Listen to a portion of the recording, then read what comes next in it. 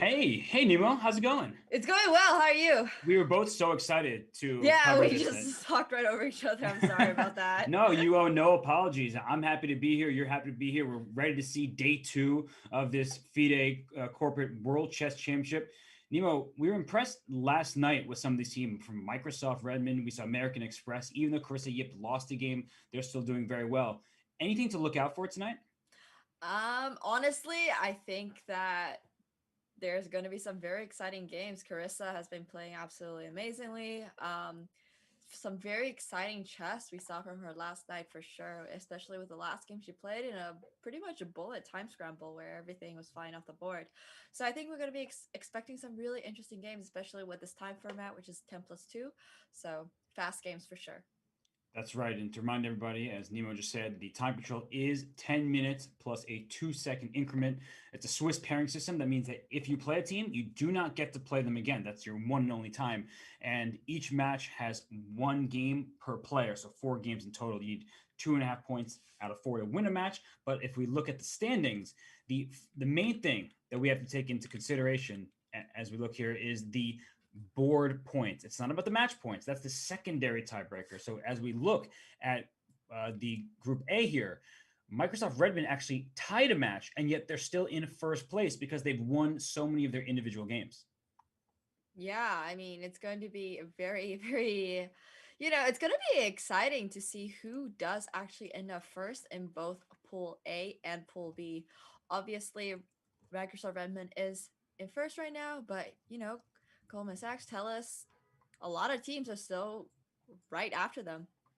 That's true, and it's 3 rounds tonight, so it's anybody's chance to win their group, move on to the playoff, which begins tomorrow. And in the Group B, we see American Express tied with PT Pelabuhan Tanjung Priok there with six match points and 10 board points. So this is a reminder to everybody as the games get underway. This is a call to action. If you are able, please do consider giving to these initiatives: Chess for People with Disabilities, FIDE Chess Veteran Support Program, and Chess and Education. Use the command donate to get involved, or look on the channel there. Look at the underneath the stream. You can click, then donate. It's as simple as that. Thank you so much, everybody. And well, we are almost ready for the games to begin.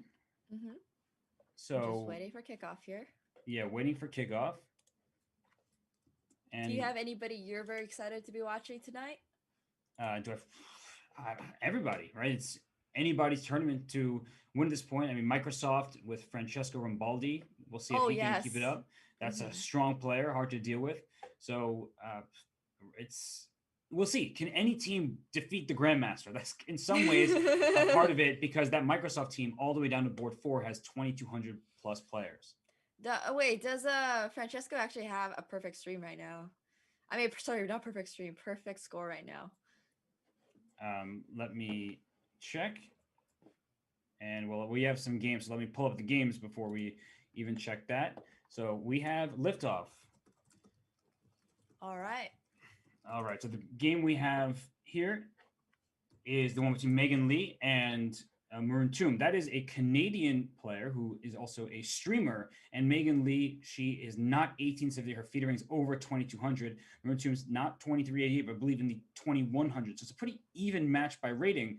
And Nemo, look at this pawn structure with these double B pawns for white, and now black is about to have double C pawns. So what do you make of this in the early going? Honestly, this is just one of those positions I have never, ever, ever seen before in my life.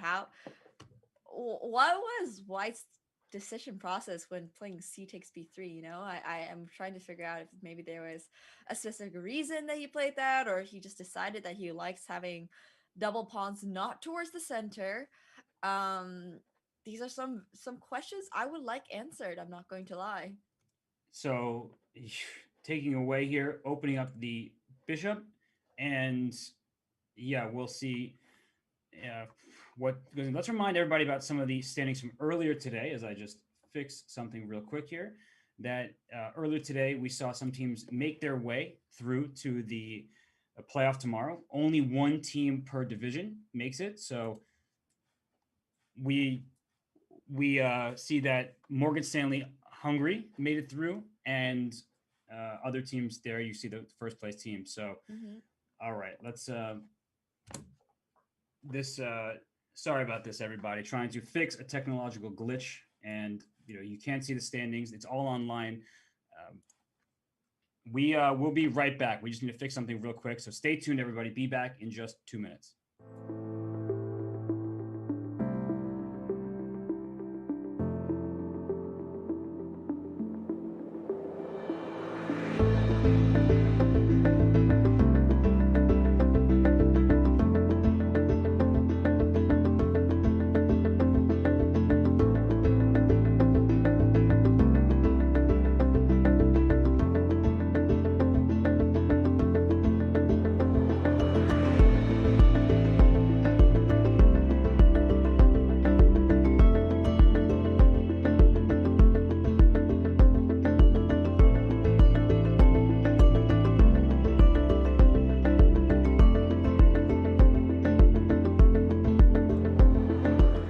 And we returned. We are ready to analyze these games. Sorry about that, everybody. It was a brief technological glitch. We have it fixed. We are ready to discuss the chess. It's all about these companies and their teams and their players. Nemo, I just tuned in for Chelsea Monica, who's a streamer herself. Yes. And here she is playing against Dario Teodori, who is the board four for Microsoft Redmond. We have a typical Italian game. I feel like that could make you happy.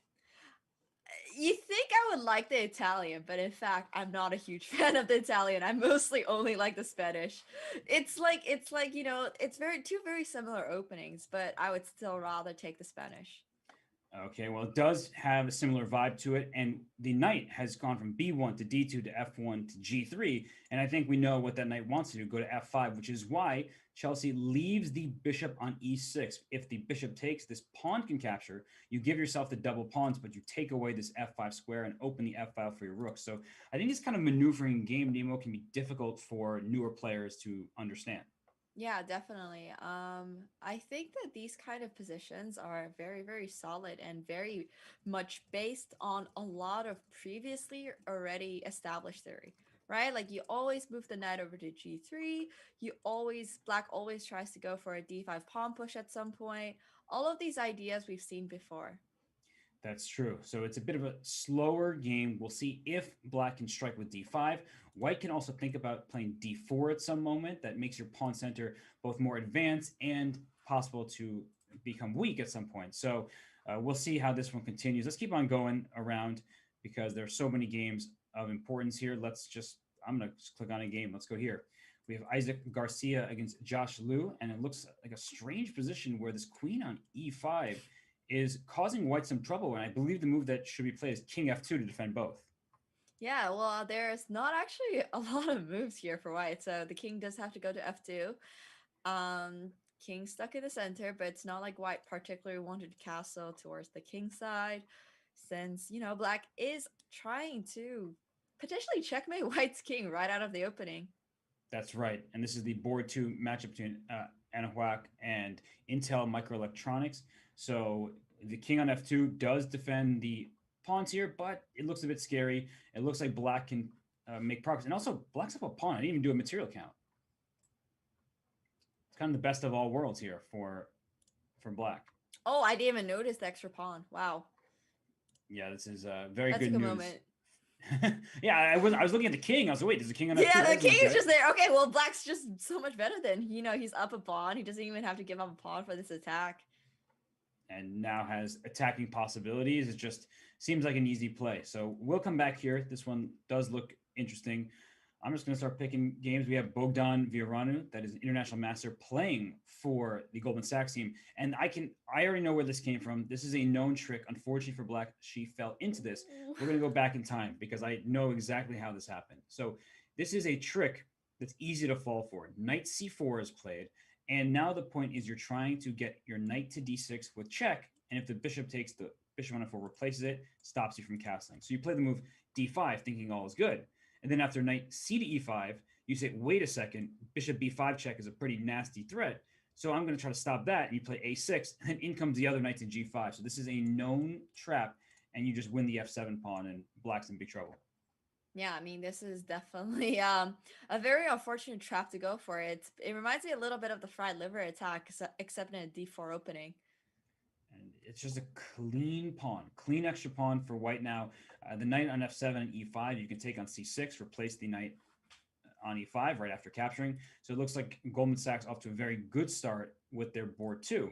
And let's keep on trying to look for some of these other games. I'm going to see if I can find the other games in this matchup. I'm not in this match. I went to Amex. I don't know where I'm clicking. Every match is a good one. And this is International Master Mark Ginsburg taking on International Master Farid Fermanzia here. So what do you make of this position, Nemo, where right now white is down a pawn, but has the bishop pair, and this is pretty annoying? I mean, once again, I'm just looking at this position and just kind of wondering what opening does this even arise out of. But I definitely do think that white has compensation being down the pawn. The d pawn is an isolated pawn, so even if there is nothing specific in this position, for black to hold on to that d pawn might be a little bit difficult. And also, I do think the knight from f3 will look really, really good on f5. Yes, that would be amazing, right? And there it goes. Step one complete, going to f5, and that could cause some big problems for the black king, as the knight is a great attack from the f5 square, and you're just bringing all your pieces that way. So black's in some trouble, though black has way more time. So maybe this is some kind of preparation, take the material, figure the rest out later. Yeah, maybe this is. Yeah, it's a situation where I don't even know what moves that black should play. I guess knight c6 comes to mind, but then you're just inviting the knight to f5. I definitely do actually think that maybe bishop e6 is necessary here. Also a difficult move to play with queen f3 on the horizon, but it does take away this knight jump, and the knight jump is scary, and I don't know if the cure is worse than disease by playing bishop e6. It feels like a position that black is not having that much fun, and extra material is not felt right now. You don't actually even notice that black's up a pawn. You just see the attacking chances with these minor pieces staring at the black king side. You might also just go for knight c6 and just let white play knight f5 and hope for the best. That's also another way to play these kinds of positions, where you just try to finish developing, try to, get your pieces out and just be like, sure, white does, have a lot of like, tempo and a potential attack, but is there anything concrete? Well, I actually don't see anything concrete right now. That's true. That's true. You maybe don't get scared, right? Don't concern yourself too much. You should be looking for your opponent's ideas, but don't just play in fear. And I agree with that mindset. And that's like, okay, that is one move I do not particularly like, because I mean, sure, you're trying to get your knight out to d7, but I think it's one of those moves that's potentially a little bit too slow in this position. However, we just saw the eval bar go up and then drop right back down, so maybe it was just a temporary lapse in the depth of the engine, or I do like what black did, though, giving back the pawn, saying my knight protects the other. And if you go and waste time in that sense and take on d6, then black can start striking back. So I actually think that what he's doing here is reasonable. And I think International Master Ginsburg has a tough choice. By the way, I saw a match, or a game, I should say, is over. And it's this one here. It looks like, hey, wait, is that Simon from chess.com? Simon, is that you? You're from Canada. Hello, Simon. Maybe 1681. So I'm just clicking on games as they appear here. That just could be a player in the event rather than somebody on the team. And well, Ziquan playing board one for Goldman Sachs. And we see here that Goldman Sachs is playing its Farber group.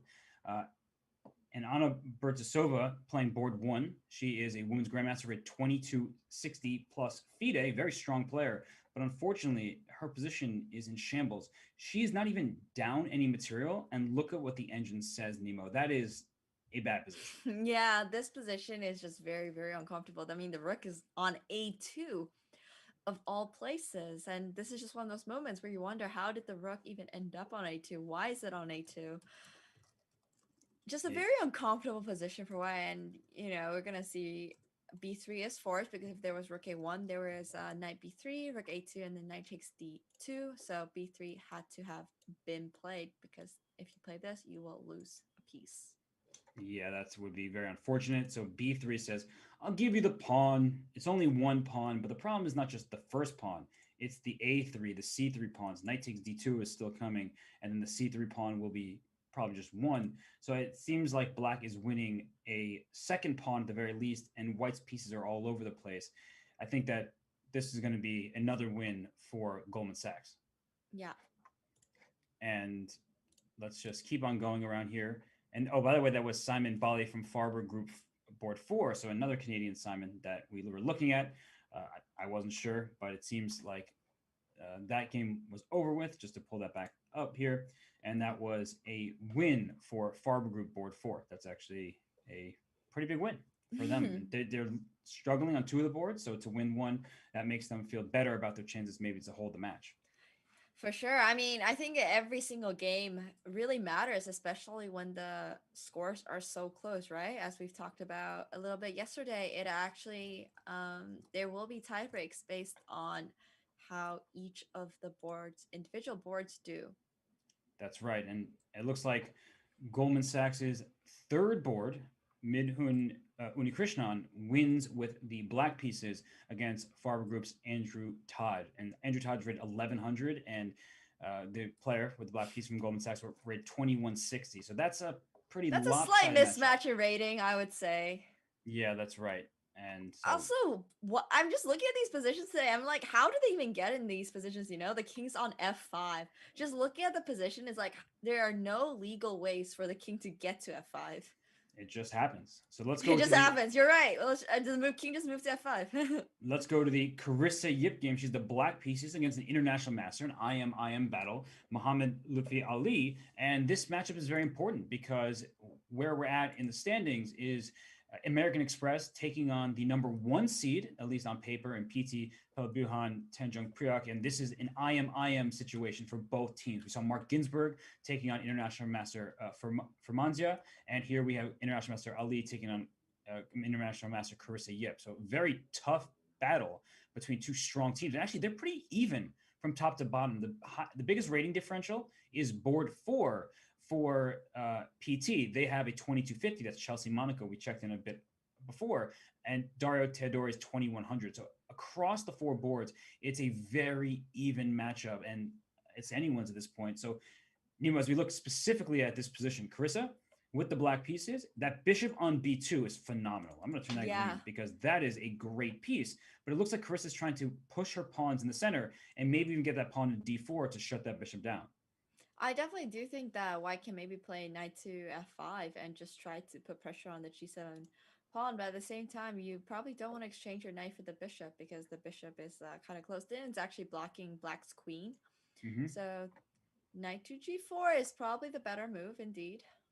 Because now if we trade, the difference is that after queen takes g4, there is a checkmate threat and your knight on e4 is under attack. So you'd probably have to make a move like pawn to f5 just to avoid losing a piece. So white would be a bit better, although it says still only a slight advantage for white at this point, but it does look, to my eyes, to be quite nice. I think that's a very difficult situation to walk into by taking on g4. And, well, for sure. Yeah, it's actually this knight's it's almost trapped in a way.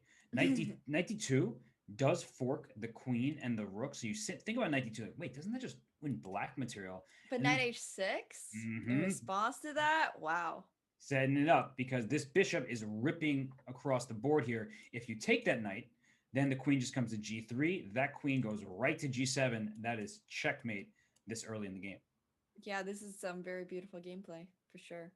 So knight g4, deep. Wait. There must be something here, right? Like knight h6. Oh, it feels like it's there. I think it is. Right? The same exact. Okay, wait. So knight h6, g takes h6, rook takes e4, maybe. Let's start with rook takes e4. It feels more forcing. So rook takes e4. How are you going to take back? If you take back with the pawn, I suppose there will just be knight h6 and then even queen to f6. So maybe rook takes d4 instead in order to potentially play d4. And then knight f6, because after pawn takes, queen takes, I'm threatening checkmate and I'm threatening your rook here. That looks devastating.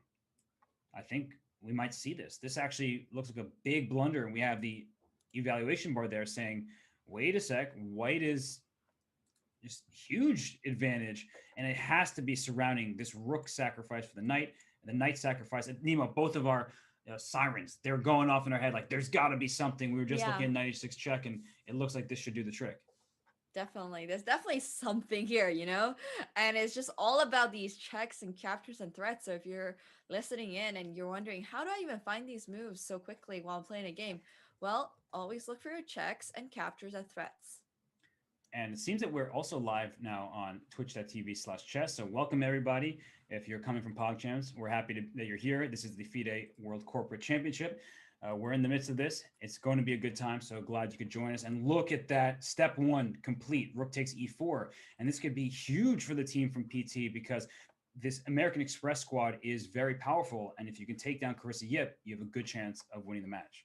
Yeah, and once again, for those who are new to the event, the FIDE Online World Corporate Chess Championship is an event sponsored by both FIDE and of course chess.com, and we're here just looking at all these teams, putting together some very, very strong players. Some are employees, some are also free agents. So do keep that in mind as well when following the players. Yeah, each team is allowed one free agent, and the teams can have only one player rated over 2,500. So Magnus Carlsen was playing, Anish Giri was playing, but you could just stack your team with a bunch of grandmasters. And whoa, this looks bad. So knight f6 check, maybe the king runs away, still looks bad. Knight h6 check, also tempting. And Nemo, we've had these situations before where you have a win and then you make the wrong choice. It seems that yes, Grandmaster Ali made the right choice, and this king is going down. Yeah, and just to keep in mind, if you do play knight f6 first, the king can simply move out of the way. Your queen is under attack, so it will not hold the same amount of power as knight to h6. That's right. I mean, let's say knight f6 check, the king comes to f8, you take on h7. The problem is you can't even start running away here because there's this bishop f6 check, beautiful move, and the king cannot run away. If you take, the queen takes pawn, that's checkmate. So you have too much firepower to allow that king to escape. So after knight h6 check, I think Carissa is just losing. I mean, the bar says mate in 9. It's forced checkmate. Mate in 9. It's Carissa has been having a slightly rough event. We did actually see her lose her game last night in a very, very beautiful fashion, of course, but still, she is coming back from a loss already last night. So let's see how she will do today. Yeah, it could be a two in a row. Was that the third round? It might have been. And yeah, this looks like American Express struggling here. I'm going to keep an eye out. Perhaps she'll just resign. She's letting her clock tick. And I want to see the game played out to checkmate. But if she's just kind of stalling here just because she knows the defeat is inevitable, and honestly, it can give your team some confidence if they don't know the result yet. Because sometimes you see that your next board is losing, but that's different than knowing that you're down a point on the scoreboard. So I think that sometimes you just play on for the sake of the team, whereas you resign in an individual game. And you know what would be really beautiful here? what's that? It's kind of smothered mate. Oh, Queen f6. Oh my gosh, Queen f6 is amazing. Oh my gosh, you take and bishop takes is checkmate. Let's see if that's going to happen. That is a wonderful move. That would be a move for a textbook. Honestly, there is smothered mate here. You know, there's knight to there's queen takes f7 and you just know take just the going for that. But I think queen f6 is even prettier because it's just an unexpected style of checkmate. But you know, both do work. Here it comes. Here it comes. Oh, this is a smothered checkmate. This is All right. This one needs to go into a tactics book somewhere. I don't know if there's a best game prize, but I will nominate this game thus far because we've seen plenty of good games. That's a smothered checkmate with the queen sack. King is caught in the corner, and that is no good for American Express. Let's take a look at some of these other boards. Mark Ginsburg, well, he had the upper hand, we thought earlier. Now it's anybody's game, but black's up a pawn and also the one on the attack. Yeah. And for those of you who are not that familiar with checkmating patterns in chess, there are actually a lot of different checkmating patterns. Smothered mate is simply one of them and is characterized by using the queen and knight with the king in the corner of the board. So do make sure you're keeping that one in mind. That's right. And that was a beautiful finish for International Master Ali. And here we see that Ginsburg, down a pawn, do not trade rooks, everybody. When you're down material, you try not to trade. When you're, rook 8, no, rook a5 would double your own pawn. So that was actually a pretty tricky move. because I'm still in that mindset of, hey, let me try to trade. But just to Mm-hmm. show that quickly, if you play rook a5 and then we get the capture, this is not really an extra pawn in the same way as pawn being on the b file. It gives white more chances to hold, except for the fact that the black king is so quick. So that just makes your life harder. And that's why a5 was played. And I think we'll see this pawn push, and the black king will enter. Yeah, I mean, this position is going to be very difficult for white to hold. However, do have to keep in mind that rook and pawn endgames are often a draw because they do get misplayed quite easily. You can make one wrong move, and all of a sudden, you're going from winning to a draw. That's right. And I'm going to quickly go over to another game, Nemo, if that's cool, because we see that we looked earlier and Bogdan took that pawn on f7. And what defense from Oksana Golubeva for the Farber group had to be a win, right? You took that pawn on f7 out of the opening thanks to the trick. And now, wait, there could be a7 check. If you go king 8, there would be king a6. Like, it can get close, but the king should go up to b7 to make sure that the enemy king doesn't walk in. Mm-hmm. King b7, there it is. And now, if the knight moves, the a7 pawn drops. Otherwise, you just make sure you can take that last pawn. Yeah. We're going to have to analyze this game later because I wonder, where did white possibly go wrong? You know, he was up a pawn very early in the opening, and black had actually lost castling, right? So something must have obviously gone wrong. and we see a draw on that board. I'm going to bring up the board 4 in this matchup because Microsoft Redmond, excuse me, no, that's not Microsoft Redmond. This is a PT match against American Express. E6 check. Doesn't that win a... Oh, rook e7 at the end. You give up the piece to just win it back, but then white will win this pawn on b7. So it looks like this one should fizzle out into a draw. I don't know, Nemo, are there any winning chances? I feel like black could have some because the white king is cut away from the pawns. Mm-hmm. I mean, I think this one is going to be a draw for sure. In fact, white does have to actually be careful to not lose the f, g, or h pawn, because that could end up being very disastrous. Right, like a move like f4, think, oh, I'll just make that move. Then the rook would come to e4 with check. I still think that black can push this a bit because the king is cut off. And we often underestimate in endgames just how important figuring out where the king goes. If this king were on g2, we'd shake hands. We'd never even question it. But with that king on d4, anymore, I'm playing for a win from the black side. Yeah. And here she goes, pushes a pawn here. And she wants to bring her own king in, probably via g5, and then try to get into f4. This could get scary relatively quickly. Mm-hmm. I do think the best way for white to play here is to potentially just put the rook on the fourth. Or, you know, you could try to check them back, but I would be a little bit scared here in terms of king going to f4 and then f3 maybe. And here's king f4. Okay, watch out. Rook a3 check, and then the rook can pick up this pawn, so you protect your own pawn. And in fact, the engine did not like that decision. You win a pawn, and yet the engine says, no, that wasn't the right thing to do. But I think it is, especially when white has 11 seconds left. Mm-hmm. I mean, this should be a draw still. Right. Technically, even if white does not have the f2 pawn, do correct me if I'm wrong, Robert, but would that still be a theoretical draw? It would be a miserable defense if it is a draw. So I would say that I've actually played that position before, both on the offensive and defensive side. It's no fun. So don't take this pawn. Don't take this pawn because we trade rooks and the king comes to f3 and wins this pawn. So 6 seconds, you got to move. King h2 is the right choice. And white needs to play rook h4 check and then take, okay, king g1 still all right, but you're moving in a scary direction. And this is the number one thing people need to remember if you're looking at a rook endgame. You know, the engine might say draw, but is it a draw over the board? Even this position is a draw, a theoretical draw, but you do have to do a lot of accurate defending. We're going to go into a very well-known endgame. I actually forgot the name right now. Do you mind helping me with that? I don't know names of anything. All I know is you wait for the pawn to go to f3 and then you release your rook. You no, Oh, the king comes because if you check. This is what we're talking about. Oh, f3, it's winning. Because it's a filater position. There we go. The filater position. Very well known draw. Except you had to keep the rook on the third until the pawn came down. So then you would have infinite checks from the back ranks. Oh gosh, no, and there's no time. And of course, you know this kind of technique, but you just say, I have 5 seconds, I got to move.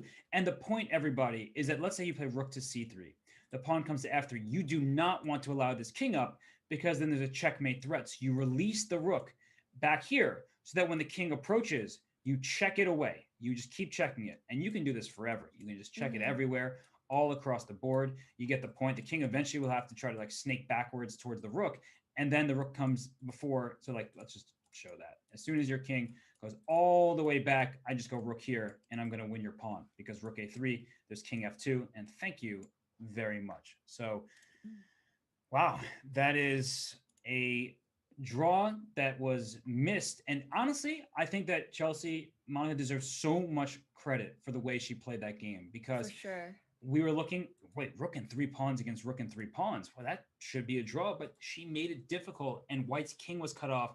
She then won a pawn, and then she played it to the very end, and White had no time.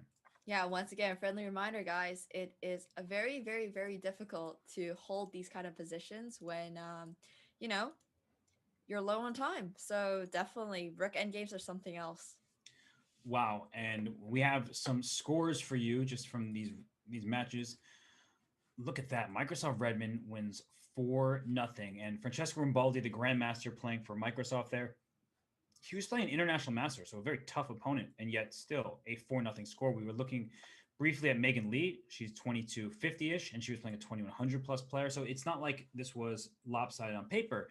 No, in fact, the team from Telos had a good chance, just wasn't meant to be. And then Goldman Sachs, they heavily outrated their opponent, and yet they only just eke by there 2.5, 1.5 over the Farber group. And then and a walk there, they kind of crushed 4-0. Not bad. So many 4-0s. Yeah, for sure. I mean, these scores, remember, once again, the board score does matter when it comes to deciding tiebreakers and who advances out of the pool. But I do believe Microsoft Redmond is definitely running away with the competition. Yeah, this is looking like they will be in charge. So they're doing great. And, well, trying to think if anyone else has a chance. I mean, American Express just got blanked 4-0. How did Whoa, American Express is very, very strong. That is incredible. We were talking about that matchup, board 4, Chelsea Monica. We saw that game at the end there. She was the biggest rating differential, but Carissa loses. Mark Ginsburg loses. The two IMs from PT, they beat the American Express IMs and the bottom two boards as well. Wins for PT. 4-0 sweep. That's impressive. Mm-hmm. And look at that, Amazon against Airbnb. Yeah, Two ties. I love that one. It's just shake hands. We're good. Yeah. And it looks like Deloitte New York at least is up 2-0. We'll try to get word on the final games. So if those are still in session, we'll try to pull those up, or maybe the scores are just getting updated. So yeah. All right. And as a reminder to everybody, the people playing in this event are members of either corporations or free agents that the corporations themselves have handpicked to represent them at the FIDE Online World Corporate Chess Championship. That's right. And I mean, I'm just looking at the before the round standing just to make sure I have a good sense of the Microsoft Redmond just looking too good, really just too powerful as a squad, led by Rambaldi on board 1, but all the way down to board 4. They're a force, and I actually think they could be a favorite overall, like no matter the opponent later. And we do have a game here. We still have an end game where White is up 3 pawns now, but I don't know if you were watching earlier today, Nemo. There was an end game where someone was up 3 pawns. And it's 4 pawns and a rook against 1 pawn and rook, and unfortunately, the player lost all 4 of their pawns. Oh no! Yeah, so things, that is most unfortunate to hear. Crazy things can happen. Crazy things do happen, but I don't think in this one. Look at that. Not taking back, instead of rushing the H pawn up the board. That's going to become a queen. I think that's just straightforward. You can't stop this should be a pretty straightforward win. There's no way that light square bishop is going to be anywhere close to being able to stop that pass pawn. No, not a chance. So it looks like White is just cruising here. Give up the okay, keeping everything. Now that's a little greedy. You didn't need the knight. You could have just promoted to get a queen, but I don't mind it. You can now. You get really a queen. wanted to make a point. Yeah, this is the Deloitte matchup that we were looking at before, where Deloitte is playing IQVIA, and it's 2-0 in Deloitte's favor, and this looks like it's going to be 3. in just a moment now. So they'll win the match. They want to rack up all the board points. A reminder to everybody that the standings are determined by board points first and foremost, and the tiebreaker is match points. So if you draw a match and one team wins all their matches, the team that drew a match can still win if they rack up 4-0 victories. So it's about the board points. And usually, honestly, the team that wins is both, right? The team that has the most match points and board points at the same time. Yeah. Hopefully no stalemates. Okay. Oh, So no. we're a little bit worried about knight to d7 because that would have been stalemate, but he has moved the queen away first. And using that knight just like you would a king on this side of the board, and well, the queen's coming to b8 with mate. Oh, don't stall. Don't stall. No, resignation. I didn't think it was going to be a stall. Yeah. All right. Well, Deloitte, New York, pretty happy as a squad winning this matchup. And wow, I mean, what a round it was. It happened quickly. Sorry again for some of the tech issues we had, but we are ready for after this round's done, we have 2 more rounds left. Pretty excited. And now that you're all joining us here, we just want to remind you again about the initiatives that this tournament is raising funds for. It is chess for people with disabilities. FIDE has done a ton to help the cause. There has been a world championship for people with disabilities. They're really working hard to promote the game for people of all backgrounds. And so please, if you're able to, do use the link, the command Corp donate, and also click the panel underneath the stream. FIDE Chess Veteran Support Program and Chess and Education. A lot of good work being done. Yep, so, to good causes.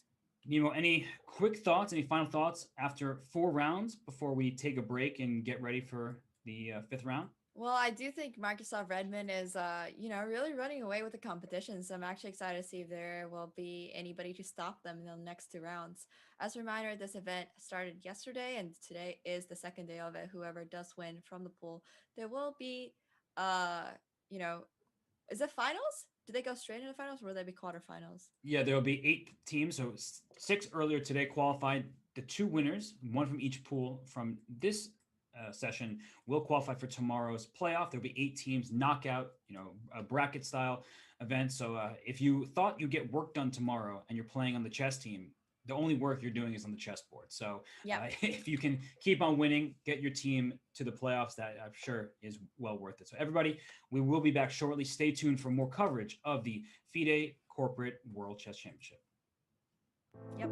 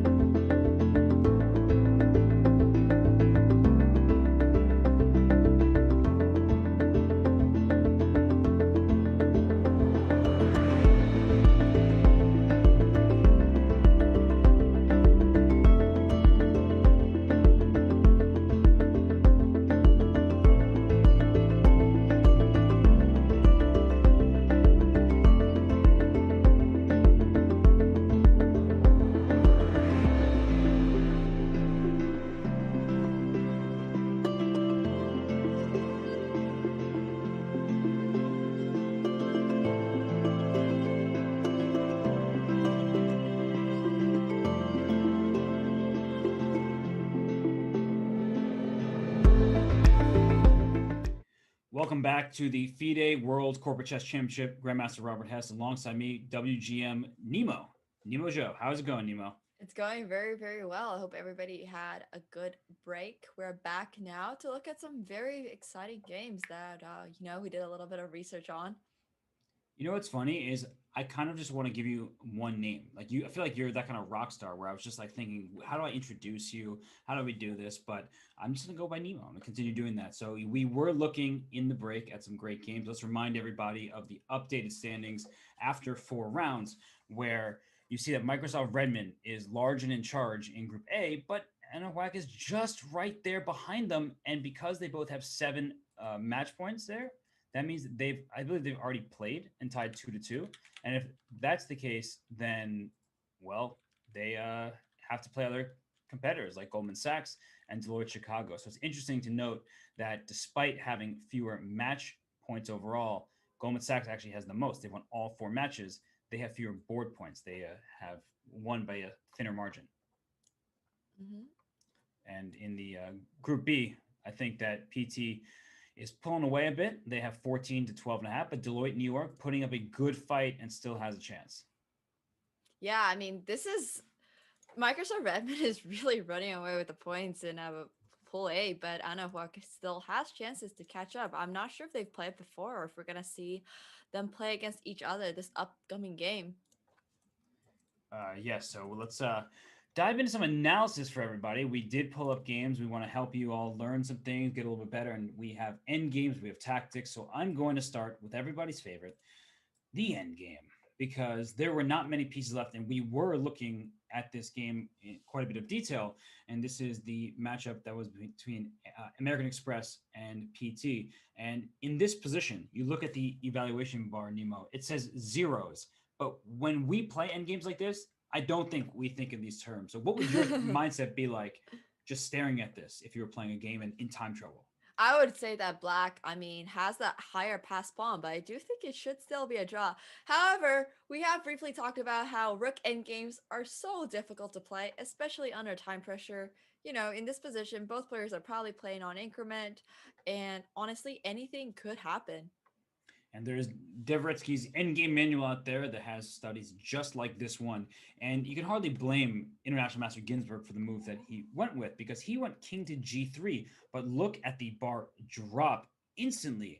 And the reason why is the king can't actually get to the f4 square because this pawn on g2 is under attack. So it looks like the best move. You're just trying to bring your king up, activate, but unfortunately your king has to keep its attention on the g2 pawn. So the move that would have held was playing king to h3, and it's a very long sequence. The game does not end here, but the essential point is that you play g4, the king comes here, you move your rook back to one of these squares, let's say a3 even, and then you are going to bring your king via f4 up the board and start creating problems. So it seems like the end of this should be that white will give up the rook for this passed pawn, but then black will have to do the same on the other side of the board. And mistakes like this happen all the time, Nemo. Yeah, for sure. I mean, these mistakes are very easy to make, unfortunately, when they are in a rook endgame. And honestly, just hearing Robert talk about these rook endgames with so much experience is something else. Because if I look at this position, I'd be like, wait, why is king g3 exactly a mistake?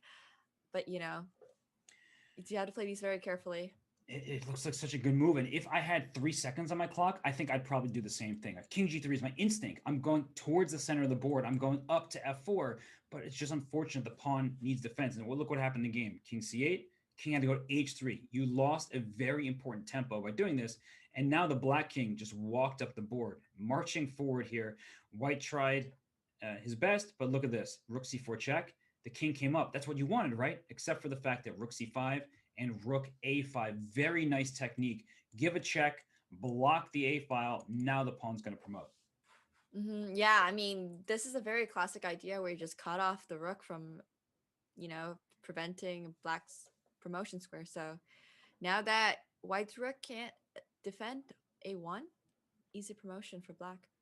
And that was the game there. So it was a tough battle between two international masters. We understand the mistake. It's time trouble induced, but it's a great learning lesson of how the king actually wanted to activate, couldn't do so, and then black took the win. So that was a very important game for the standings. And we have other games, not just end games. I liked this one here because I have to give credit to Vinesh Jethva from Autodesk, because if I'm not mistaken, if I'm remembering correctly, this player is rated, let me make sure I get this right so I don't misstate it, but I had looked this up and I think I'm right. Yes, 1304. All right. Black is rated 1304.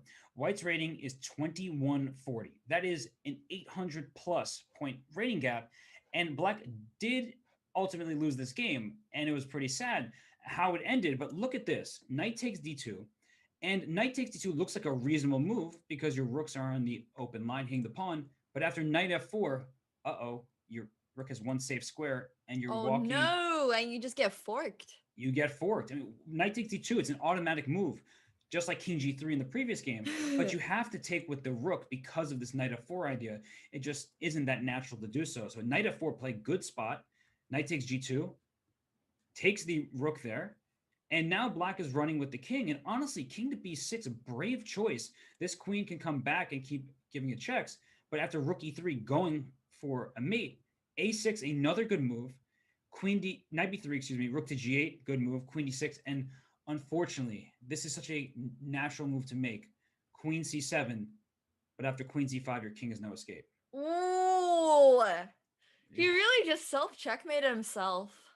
And it happens, right? Where you just look at this move. Queen c7 makes perfect sense. I am trying to trade queens. I see that rook e7 is a threat, attacking the queen and creating an attack on the 7th rank. So queen c7 just offers the queen exchange, but unfortunately, your king only has this square to go to after queen c5 check. So you are running out of moves. And instead, the move rook a to e8 stops rook e7, offers an exchange of rooks. The king is still quite vulnerable, but black is the one dictating the action at this point. So unfortunately, a great game played by someone who is highly outrated. I think that that was just a couple accurate moves from going his way. I mean, that is why, ratings in chess are there, because you do have to be very accurate for the entire game, and not just on two moves, but quite literally the entire game. And I'm just thinking about some of the games I've seen recently where you can play a perfect game but blunder on the last move, and that's game over. Just like that, sadly. The king is out of moves, and that king b6 walk may be a little bit too adventurous. And next time, hopefully the king can go backwards. But a great tactical eye by somebody who was 1300 and playing someone who is over 2100 and had the upper hand. So good job.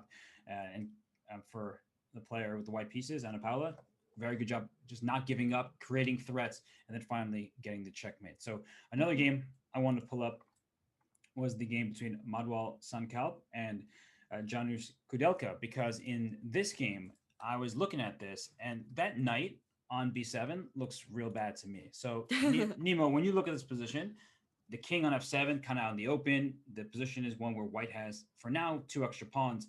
You'd think that white was the one who was pressing, right? Yeah, for sure. White is definitely looking like the one that has black hanging by the ropes. And this was the matchup between Amazon West, the player with the white pieces is from Amazon US West, and Airbnb California is with the black pieces. And Airbnb California did win 3-1, in large part thanks to this game, because look what happens in the next few moves. Bishop takes d4, makes sense. Bishop takes g6 check. Look, that's a free pawn. Might as well grab it. And all of a sudden, black is the one who turns things around, goes in the attack. Knight d6. And this is why I like to say, when you're playing faster chess, rapid or blitz, it's always easier to be the one on the offensive because defending is so difficult when you're low on time. It absolutely is. And knights are such tricky pieces to deal with in a time scramble. So bishop c2, saving the bishop. Queen d2, okay. Watch out for queen e2 check or rook e2. The bishop's under attack. Queen d1, a good defensive move. But look at the eval bar. It was like +3 or whatever was the start. Now down to even. And that knight goes into f5. Now it's going for the dark squares. And after rook a1, knight g3 check, king to g1. This is the known mating net after rook e1, no matter which direction your king goes. Oh, another one of these self checkmates. These I don't know what it is about self checkmates that's always feels so painful to look at for me.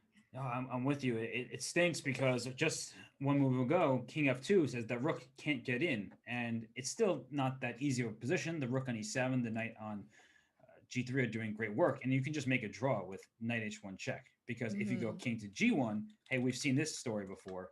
King has to go to h2 because the knight covers the square, and then the knight comes right back to g3, and there is going to be a mate on h1. You can go up to h5. Excuse me, h3. I stole the move. h5 takes away the square. In comes rook h1, not just check, but that's a mate. So there were clear dangers for white's king, and black was able to take this one. Robert, have you ever been checkmated like this in a bullet game where you're completely winning, but then your opponent just goes for the simplest mate threat and you just ignore it and then you just get checkmated? Thankfully, I don't play too much bullet, so it doesn't happen very often. But yes, it has had a number of times. I am trying to forget about it. I think we all are trying to forget about those kind of bullet games. Out of sight, out of mind. And yeah, so exactly. I'm just going to go back quickly in this game because at the point that we started, looking right here, that knight's on b7, and that knight ended up on this g3 square. You couldn't believe it just looking at the starting position, but that was good defense by black, and it turned it into offense very quickly. So there's one more game I wanted to look at. We still have some time, so it's a bit of a lesson in a sense. The game between Anna Matlin and DS Shawshank was the same match. This is the matchup between Airbnb California, the Anna Matlin with the white pieces, and Amazon US West with the black pieces. I think this was a masterful game, and both players rated around 2100, 2050. I see, so even matchup on paper, but watch how this game continues. First of all, g4, explosive move, and you're attacking the bishop, so the bishop trades. That looks reasonable. The knight comes out after the pawn, so you're putting pressure in the center. I think both sides doing reasonable things. King sits on f2, can't be attacked thanks to this wall of pawns here defending it. And I want to pause here for a second, because when you see that knight get to b3, aren't you kind of like, hey, isn't black just dominating the light squares? Definitely. And, so if you were playing this game, like, kind of what thought process would you go through here? I mean, I want that knight out.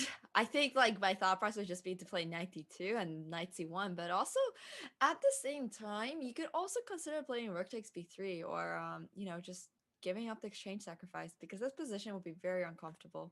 Yeah, and it looks really uncomfortable, and especially if this e3 pawn can get in trouble. But I like the way white played this, because I would have the same thoughts. Like, get that knight out of here. She says, yeah, whatever. That knight's not bothering me too much. Knight g3. h5, like just casually doing things on the king side. And if the knight takes, the queen takes back to defend the pawn. And after g6, trying to stop the knight from coming to f5, where we've talked about the knight f5 several times during the last round. Takes, g5. Let's go. Let's push those pawns. Knight back, e4. The knight was kicked out, so let's get our pawn to e4. And just how quickly white turns this into an initiative. King gets out of the pin, bishop to e3, rook f8. Black is doing everything right, and yet look at white. Once the engine starts thinking, digging a little deeper here, it starts to appreciate white's position more and more because of this really strong pawn center. And Nemo, when I saw this, takes, queen g4, at first glance, you're like, wait, this has to be good for black, right? That's an attack. Yeah, for sure. You got two rooks down the f file. Maybe your rook will go to f3 if white isn't careful. And yet look at this calm move. Takes, and queen e2, giving up the f file, because if you can trade queens, your claim is that with that strong pawn center and this knight not actually doing anything, the knight that I feared when I first looked, that white can just take control. I mean, this is great technique from the white side, and black did nothing like overtly wrong. It just is a position where move by move, white improved the position.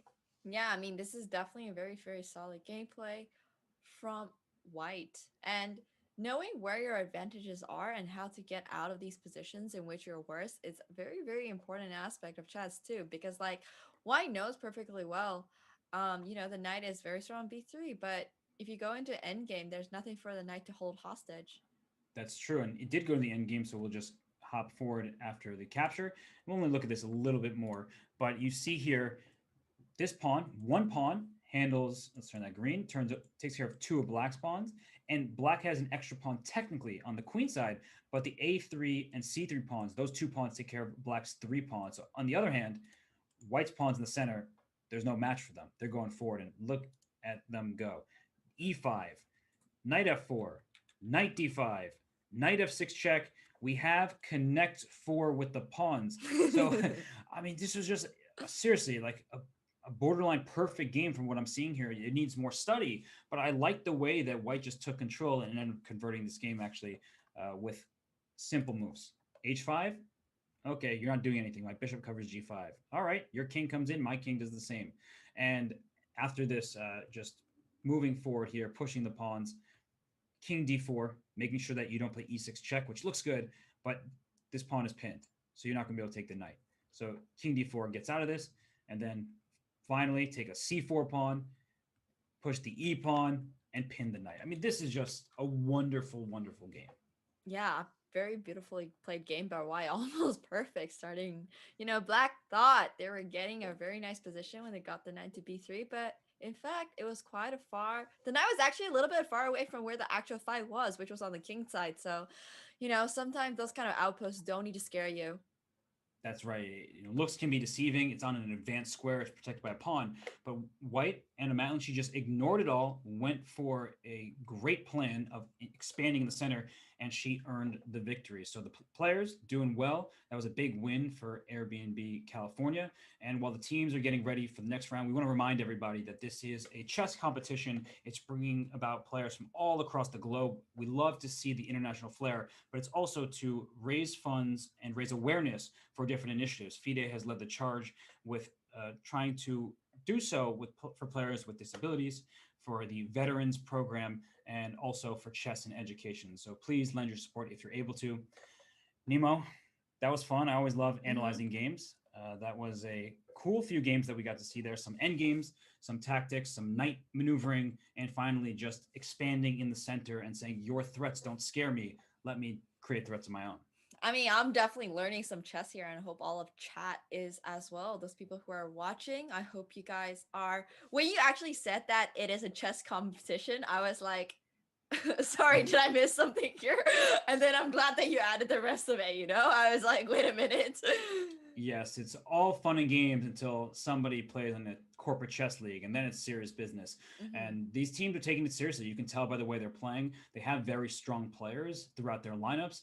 And I mean, I said that the checkmate that we saw with International Master Ali, that was at first glance, oh, that's the game of the tournament. Then I look at the game like this, very different styles. One was electric, one was sacrificing a queen for a smothered checkmate. You got to love to see that. And then you see a game like this where it's like, wait, where did black go wrong? I can't quite pinpoint it. So really fine technique in this game. And on that note, we have about 15 minutes until the next round begins. We are going to take a break. When we return, we'll dive deep into round 5 of this FIDE World Chess Corporate Challenge. Yep.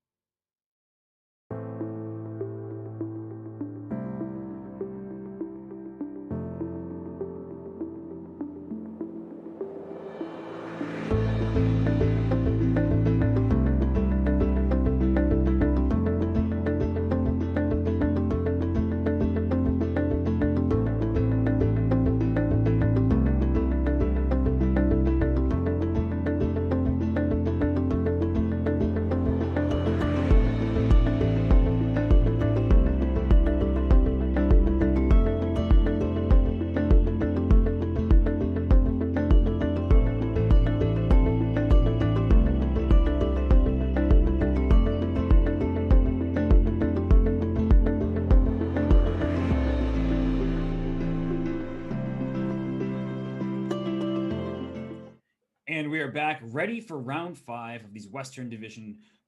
We have Microsoft Redmond, large and in charge, doing really well in their group. And of course, in the other group, we have the team PT doing extremely well. So, Nemo, do you expect them to continue to keep their lead, or do you think that some of the trailers can make a comeback? I do think that PT will keep the lead because I mean we just saw them 4-0 American Express, and American Express has not only Carissa Yip but a lot of very very strong players as well.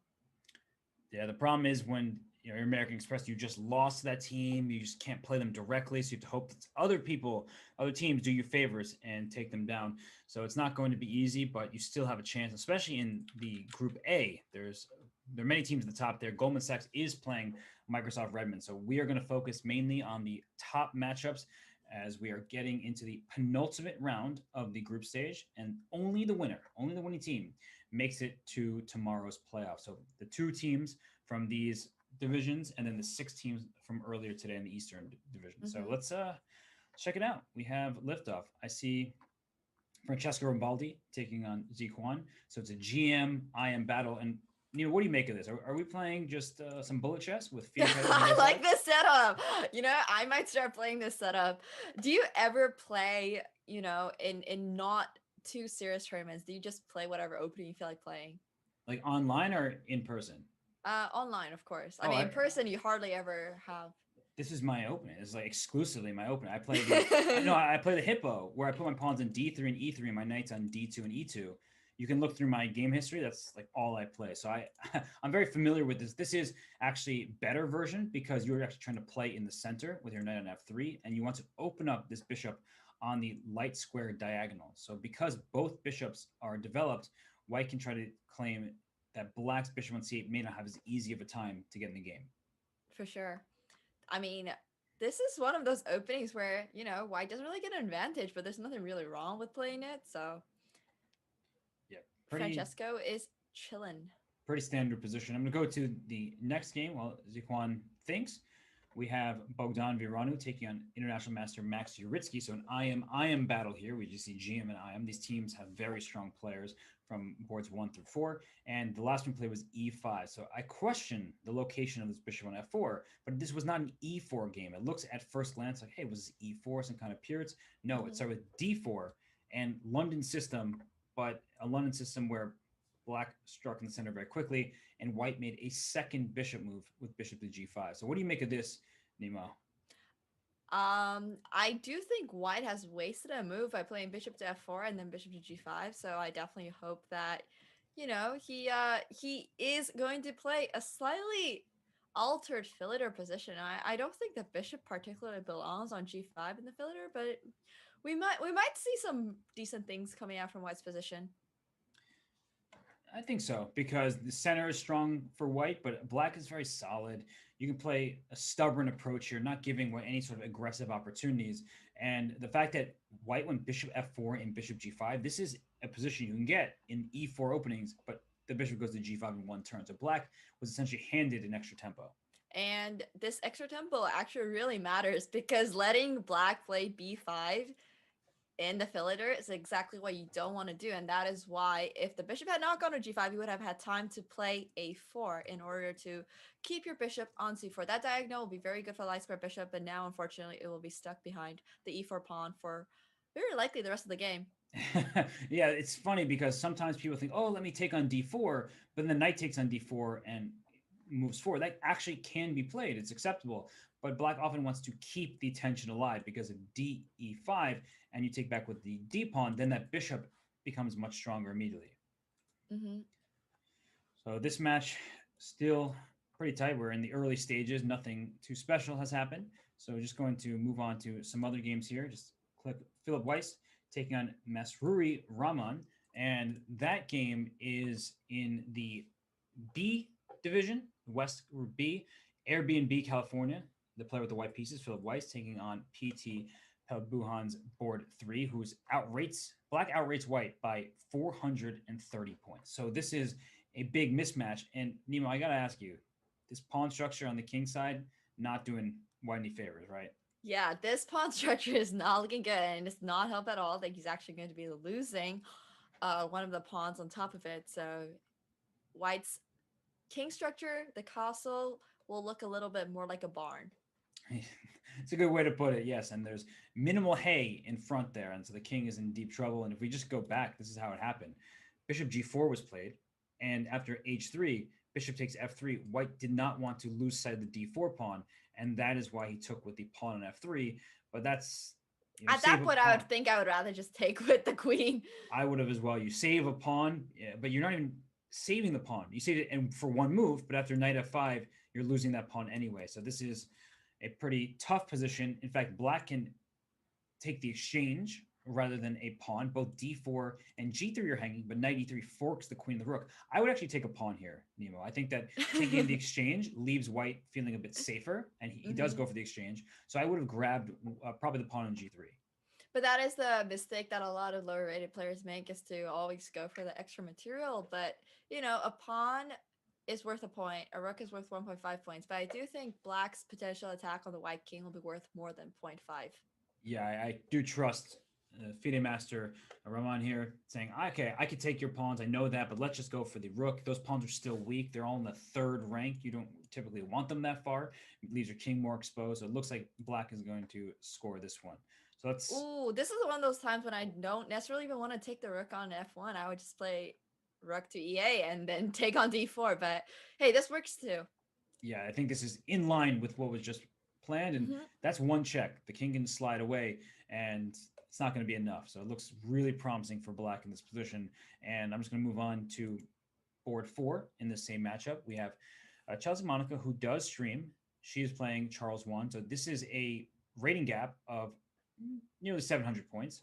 She's the much higher rated player with the white pieces. And honestly, black is hanging in there just fine right now. This pawn d5, pawn c4 structure that could be problematic if this d5 pawn gets attacked a bunch of times.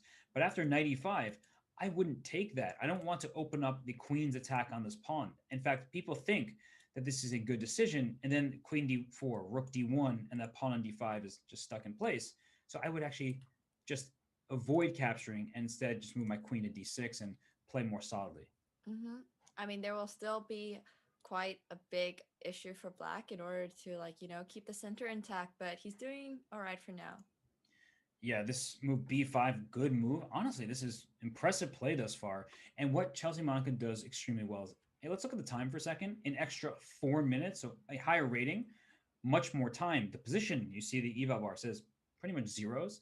It's level. I like the way black is played, but of course you have to trust the player with the white pieces. She's much higher rated. She's maybe used to these types of positions. I just think that black should not fear at all.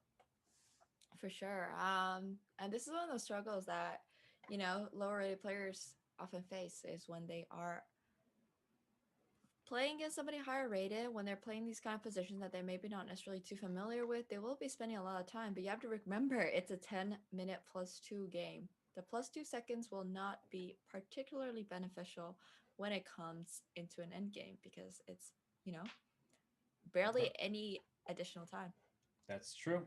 For some people, it's a lot of extra time. Just that even 1 second increment makes a world of difference. For others, it's like, well, I'm moving like I'm in mud, not pushing forward. And well, actually, look at this decision. So I didn't like b3.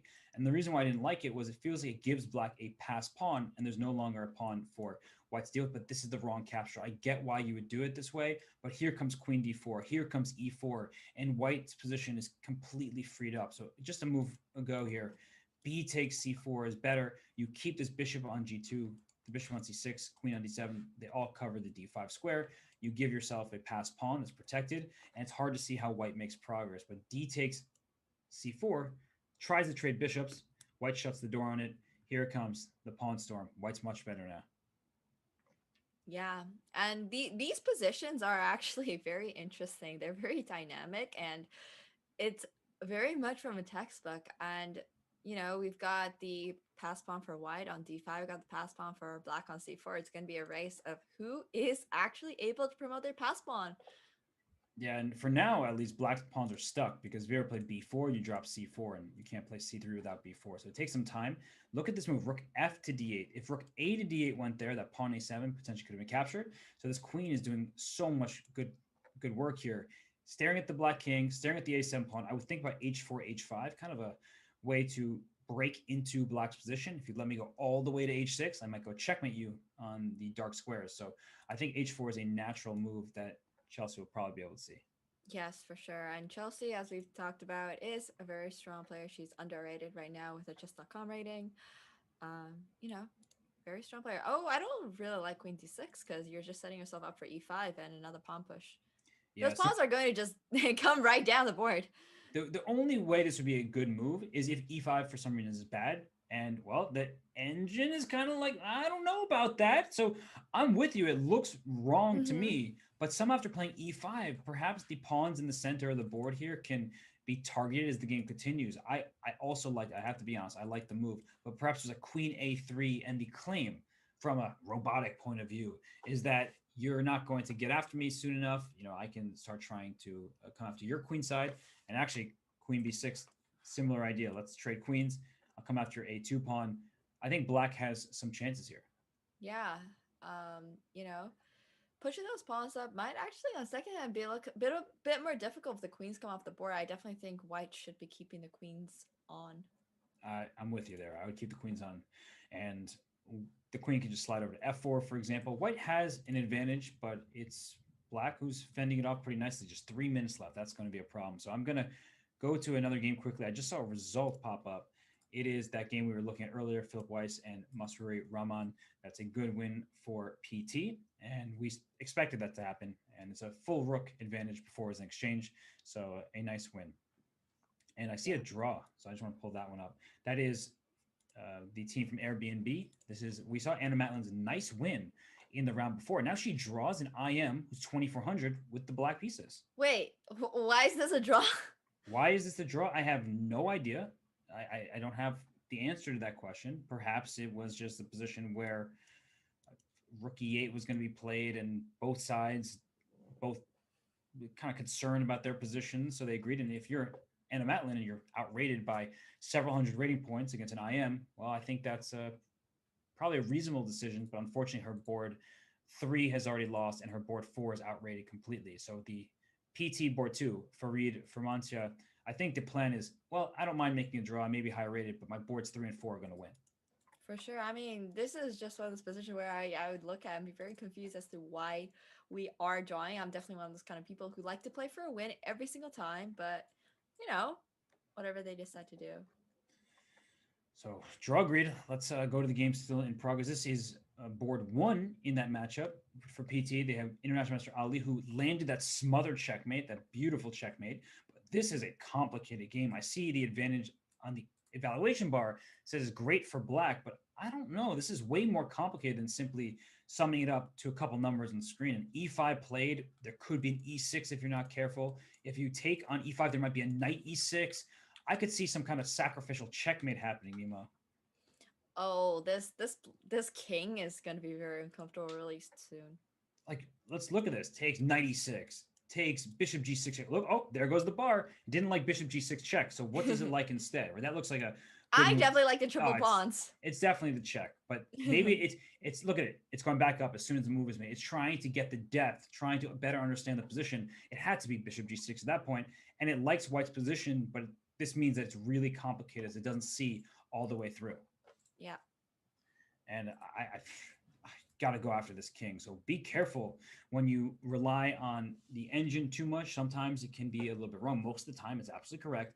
But the most important thing is that the human players that are playing this game, they don't know what the engine says. So if you're International Master Ali here, you're like, wait, 96, that's scary. Pawn e6, that's scary. You're not thinking, oh, I'm 1.6 points better. That's not going through your mind at all. So I actually like white's position. I think it's much easier to play.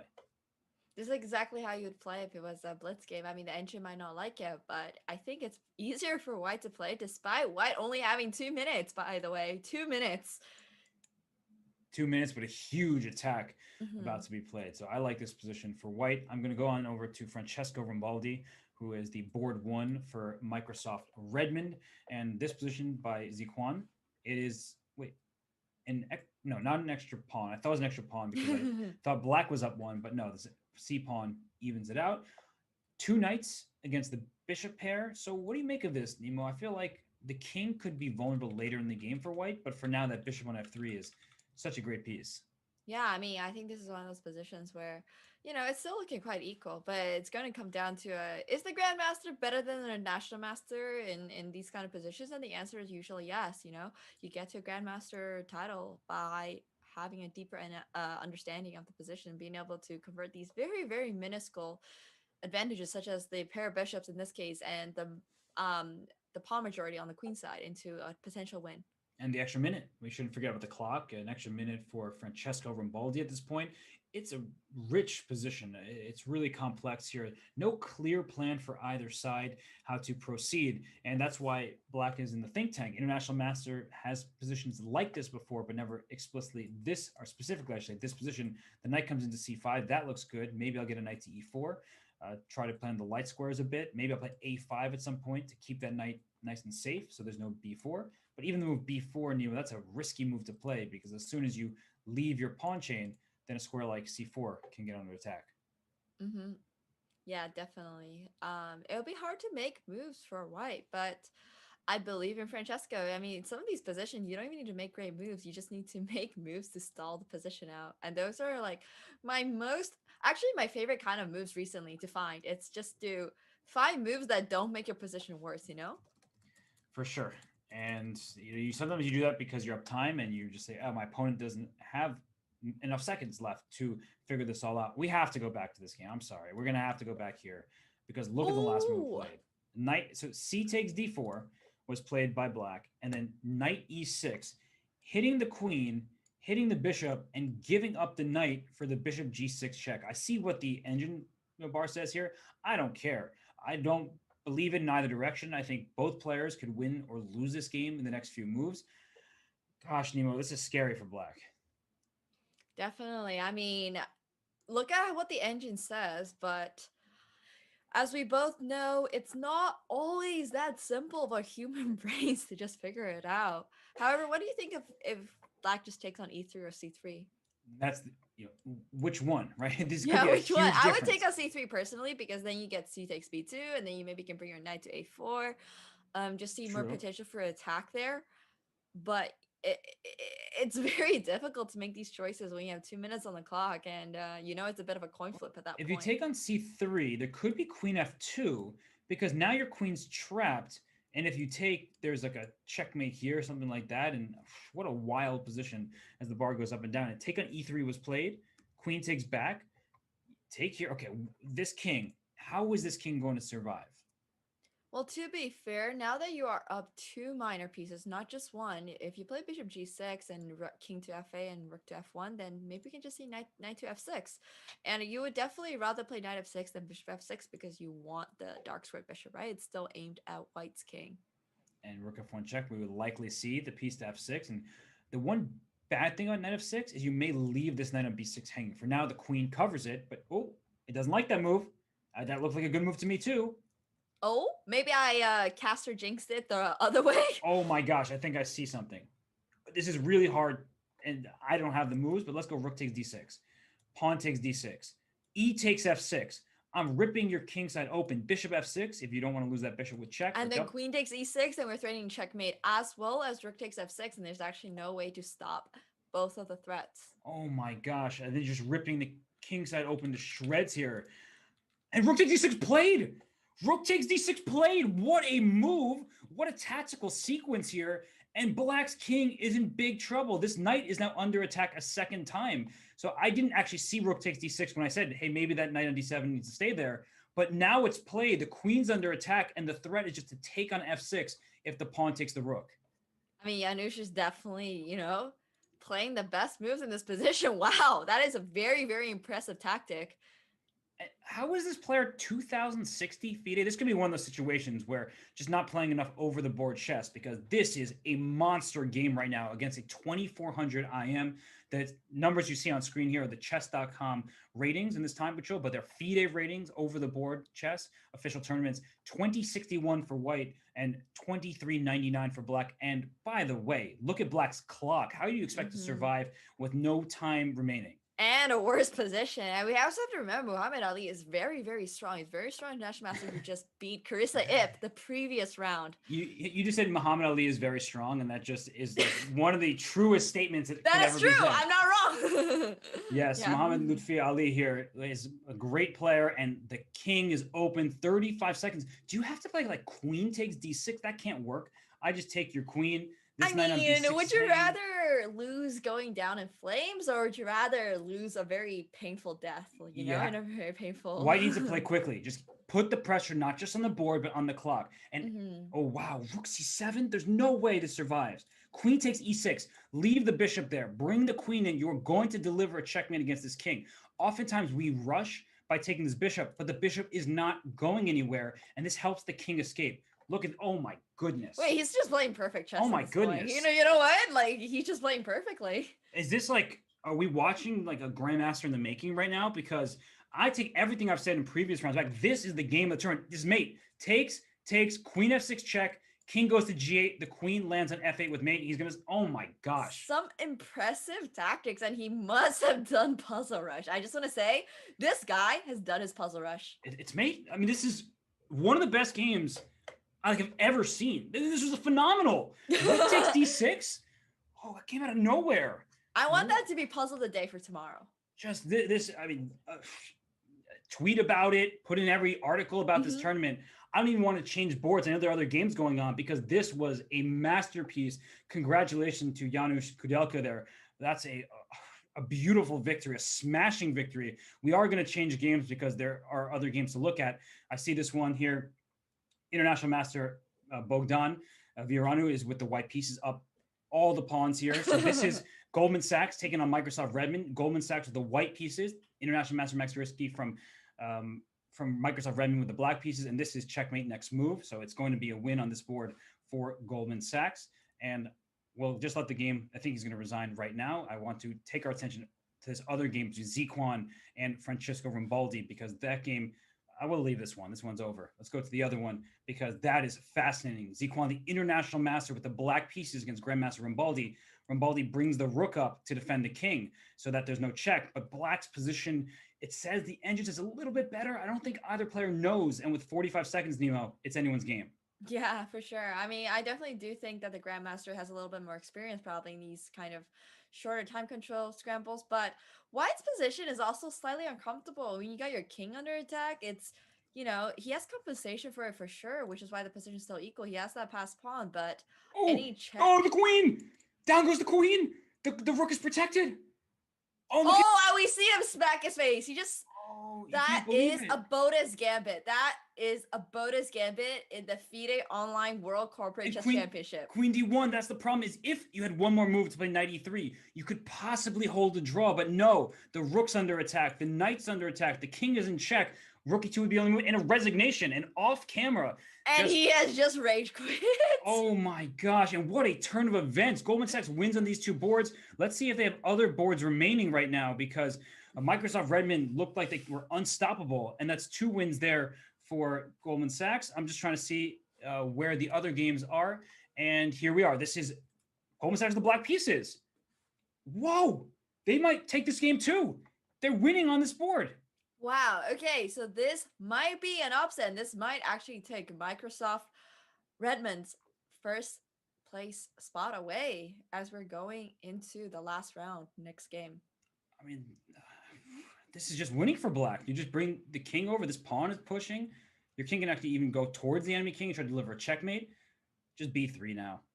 Just push that pawn. Or play king e3. Bring your king in. And this is completely winning for black. What happened on board 4? I'm trying to find out what happened there, because it looks like Microsoft Redmond, Megan Lee won on board 4. She was much higher rated than her opponent. But this is going to be a 3-1 match victory. Rook a1 is going to be. Oh, that's just, yeah. Well, I mean, there's bishop to d1, but and then just waste a turn. Yeah, you just play king to d3, and you actually have white in Zugzwan, and you'll get rook takes d1 coming up. Wow. So it is 3-1 for Goldman Sachs team. That is a huge turn of events. Microsoft Redmond, they still have a chance. We'll see how the standings play out, but there are still more games left that we want to look at here. This is the American Express matchup. We have Mark Ginsburg. Whoa, what's happening here? Just winning a piece, but unfortunately, 2 bishops against 1 bishop, even if those pawns are lost, would be a draw. So only black can realistically play for a win here. And it's not that realistic. Those pawns are stopped. Looks just like a draw. Yeah. And if you want as white to make a draw, you just take. But I think white's playing for a win. And look at the clock, by the way. This is kind of tricky with no time. I mean, even if you take both of the pawns, the dark square bishop will still make sure that white can't get the win. So bishop h1, king f2, bishop d4 check. That's what I expect to happen. So king f2, allow. Okay, be careful because this black king could kind of get checkmated if you're like. Look at this. If this king goes to f1 and I bring my bishop to f2, okay, that was a smart move. Like running away from the boundary. You don't want to walk into some kind of checkmate. So I think this has been a good choice. For Oh sure. my gosh, this is just. Don't blunder your bishop for black. Yeah, put that bishop all the way over there. That way you can't hang it, and this should never be a decisive game. Hmm. I'm still kind of in shock, that we saw a grandmaster rage quit. Don't play g3. Be careful. Bishop Oh. bishop e7 and bishop g2 is mate. You need to do something to. Oh, bishop e7, bishop g2. Wait, he just let bishop e7 happen. Oh my gosh, it's mate. Oh, I made it too. It's mate. Oh my gosh, that's devastating. It's the only way is your king. Oh, it's checkmate. Oh, that must. I can't even imagine how this player feels because there was looking like no way to lose this game and walked right into a checkmate here. I actually know exactly how this feels because I've done this before, but And the thing is, I was saying is that even if you don't have, especially if you don't have the pawns, there's no way to lose. The only way to lose is if you have the pawns. Without the pawns here, if bishop g2, the king comes to h2. You can't mate me. I'm not going to let you. But unfortunately, the bishop on e7 is here, taking away the square, and that's checking. We can look at this more later. I see another game going on, so I'm going to pull it up between Oksana Golubeva and, well, it's an extra. That would have been one of the cases where actually not having those pawns would have benefited black. Wow, just what a that was one game for sure. What a series of games we saw there. I don't know what to say. We saw that smashing victory from Airbnb. We saw Goldman, Francesco Rambaldi just cannot, in disbelief, turning off the camera, leaving. How could I lose that game? And then we just saw that checkmate where none looked like it should existed, and yet the king got kind of smothered in by its own pawn. So what a round we just had. That was exciting. And we see the scores here. Goldman Sachs takes down Microsoft Redmond 3-1, surprising considering the Grandmaster led lineup for Microsoft Redmond. Wow. Anna Huok there 4-0 over the Farber group. 4-0. That's a sweep in the penultimate round. Workday and Deloitte Chicago split 2-2. Hey, that's your compatriot, Svetlana Dimchenko. Yes, that is. That most certainly is. Well, she drew her game against an international master, so that's a great performance for her. The team's tied 2-2. Airbnb California, despite the game of the tournament by Janusz Kudelka, they actually lose the match 2.5, 1.5, and maybe that early draw by PT, that might have been a smart move because boards 3 and 4 for that lineup is so powerful, and they move to continue in first place, move on past Airbnb California. American Express says, well, Deloitte New York, you can't handle this. We saw that checkmate by Mark Ginsburg to lead them to a perfect sweep. And then Amazon US West bounces back after the loss to Airbnb California. They win 3.5 over Asentel there. So, oh my gosh, Nemo. We just were screaming. Some exciting games this round. We really have. I mean, we are treated. It's been a delight.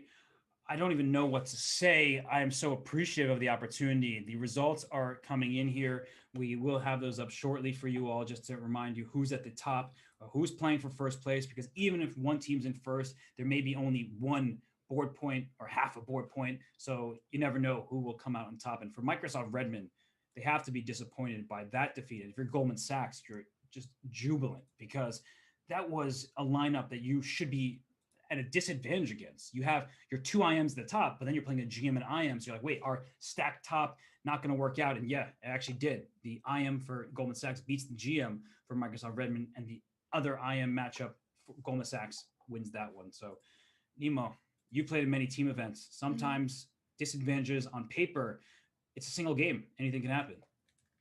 Yeah, for sure. I mean, literally anything can happen. We've seen grandmasters lose to international masters draw, untitled players. But like, once again, you're playing the board, you're playing the position. That is true. So I'm being told, well, Nemo, we need to take a break because we were overexcited. That's not the reason why. There's just time between this end of this round and the next one. The next round is the final round of the preliminary stage, the group stage. Only one team from each group will move on. And there are two groups here. There's Group A and Group B. We will come back. We'll go over the standings, talk about matchups, review a few games that we just witnessed, and we'll be in for more exciting chess in this event. It's been fun. There's one more round to go, the playoffs are tomorrow of the FIDE World Corporate Chess Challenge.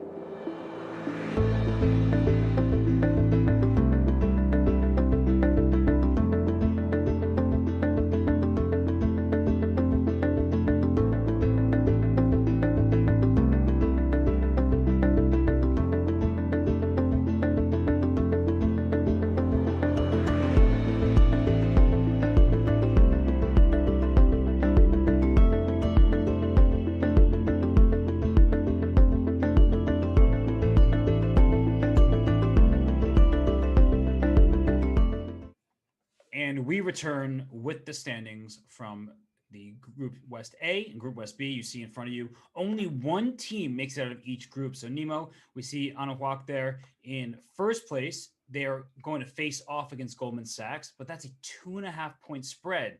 So that means Goldman Sachs will need to beat them by at least the score 3.5. And based on how well Anahuac has played to this point, I see your face. You don't think it's too likely. Yeah, I mean, it was last game. I thought, Microsoft Redmond had the whole win, had everything, but a lot of things can happen in just one round, and now we actually see Anahuac and Goldman Sachs above Microsoft Redmond. Microsoft Redmond has been leading for the first 4 rounds of the tournament, but anything can happen in these kind of events. That's true. And in the Group B, we see that PT, they've been leading throughout. They've won all 5 of their matches. You get 2 points for a match win. So if you look at Group A, Goldman Sachs has also won all 5 of their matches. They've just been winning by smaller margins, and that's why they're behind a team that's drawn a match. And if we remind our viewers what just happened in the previous round, there was that upset. Microsoft Redmond, they were in first place. They lose 3-1 to Goldman Sachs. And then look at Anahuac there. The second board, they won 4-0. So they were able to leapfrog some of the other competitors with that monstrous score. And Goldman Sachs will face off against Anahuac there. And Microsoft Redmond also has a chance, but they need to rely now on Goldman Sachs. Yep. And you never want to be in that place, right? We've all been in events where, if it's an individual event, you just want to be controlling your own destiny. But when we play chess, most of the time it is individual. If you play for teams, Nemo, I know you have, of course, then you're on a team, you're like, wait, it's a big event. Like, I need to rely on these other results of my teammates, or maybe some other teams can help us place better. It's a really uncomfortable feeling. Yeah, I mean, I actually have always wanted chess to be more of a team event than an individual event. But sometimes at the same time, it's actually okay to have individual events too. So honestly, this tournament has been very, very enlightening, and there's been a lot of very interesting games. A lot of these team dynamics have been really crazy to look at, and seeing teams bounce back from losses or get completely 4-0 in a totally unexpected event has just been pretty crazy to see. For sure. And you said a lot of great games, so we might as well pull up some of them while we have some time between rounds. The next round will not begin until 11:30 Eastern time, so we still have half an hour. And pulled up some interesting moments, some games here. And I just had this position, Johan Helston, the Grandmaster with the white pieces. And you look at this position, King's Indian, type of position, but the bishop's on e7. So this is a Bogo Indian instead. If it's going to be King's Indian, the bishop's on g7. So it may be familiar to some of our viewers, though the specific position may not be the same as has been previously seen. But anyway, just like in some King's Indian positions, c6 was the choice. And Nemo, that move makes perfect sense. You're trying to gain some space, but look what White did here. And D takes e6, B takes 6, and c5, trying to undermine the pawn. So my question for you, Nemo, is how do people get better at recognizing moments to make a move like c5? Well, I think the trick is honestly when you don't have a better move, when the position's kind of close, you need to look for some kind of breakthrough. And c5 is the sort of move that you're looking for if you want to find a way to break through in the center of the board. In this case, you have to figure out where your pieces want to go. c4 looks like a very logical square for the knight. You want to attack the e5 pawn at some point, so bishop b2 if black, doesn't take on c5 immediately. That's right. You're just opening up the entire board for your pieces. And something I like to say, and if we just backtrack a second, a pawn chain is only as strong as its base pawn. So this pawn chain here is actually quite strong. It's hard to get to c7, but look what happens. Now the pawn chain, it shrinks, and you play c5. That's the base of this mini pawn chain. And after takes, knight takes e5, black play queen c7, and look at this move. Knight takes c6. Give me that pawn. Because when you take back b5 with the fork, and it was just a series of trades. White actually isn't even winning material at this point, but White's advantage is tremendous because look at this bishop on e7, blockaded by a pawn. This knight on c4, thematic, blockading the pawn, taking control of many squares on the board. You mentioned bishop coming to b2 at some point. The bishop can also stay on its current diagonal. So it's just a nice transition for White. So very instructive stuff, I would say, from Grandmaster Helston. Yeah, and as a reminder for everybody, using a knight to block a pass pawn is the best way to block a pass pawn because even if the knight's there, even if it's kind of stuck to the c4 square, you are still controlling pretty much 8 squares in this case around the pawn. So still a very, very Chad knight. Yeah, it ventures into black's position while doing a good job of not allowing that pawn to get forward. And the game from here was in white's favor, but that was the important moment that I wanted to highlight. So we also have some, instead of positional ideas, we have some tactical ones. And I like this game. We're going to start from move one. International master Krishna GV plays this one with e4, c5. We know we're tend to get sharp positions out of the Sicilian, and especially with the move g6, a dragon-like move. And something I always say, but I think that it's hard for people to know when to do this. When I see a fianchetto pawn structure, pawn g6, I say always think about, but don't always play the move h4. So how do you know when to time a decision like this? Well, h4 is usually never a great move when it's so early in the opening. As we do know, this is actually, we're going right into accelerated dragon theory if white plays d4 here. If you're going to play a move like h4, well, you better be sure that you're not going to be castling on the king side. Yes, and I think white made very sure that because after h4, knight f6, saying, okay, you're not going to play h5. Now my knight can just take you.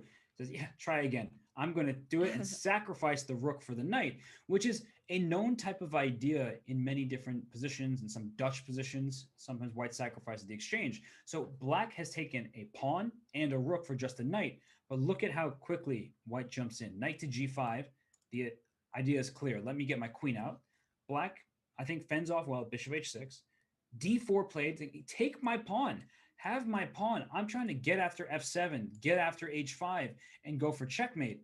And once again, black responds well with bishop takes, and here's the mistake. And this is wild that this is a mistake because knight takes d4 looks like such a good move, but look at that eval bar, whoop, goes up in white's favor. It's trying to find stuff, going with more Wait, depth. what is the rating? What is the rating of these two players? I'm just a little bit confused right now because I've never seen a move like h4 h5 so early in the Sicilian before. White is an international master, so this was played with just devious intentions, saying I'm just going to take you out. I'm going to look at the rating for the player with the black pieces just so I can get that. 1 second.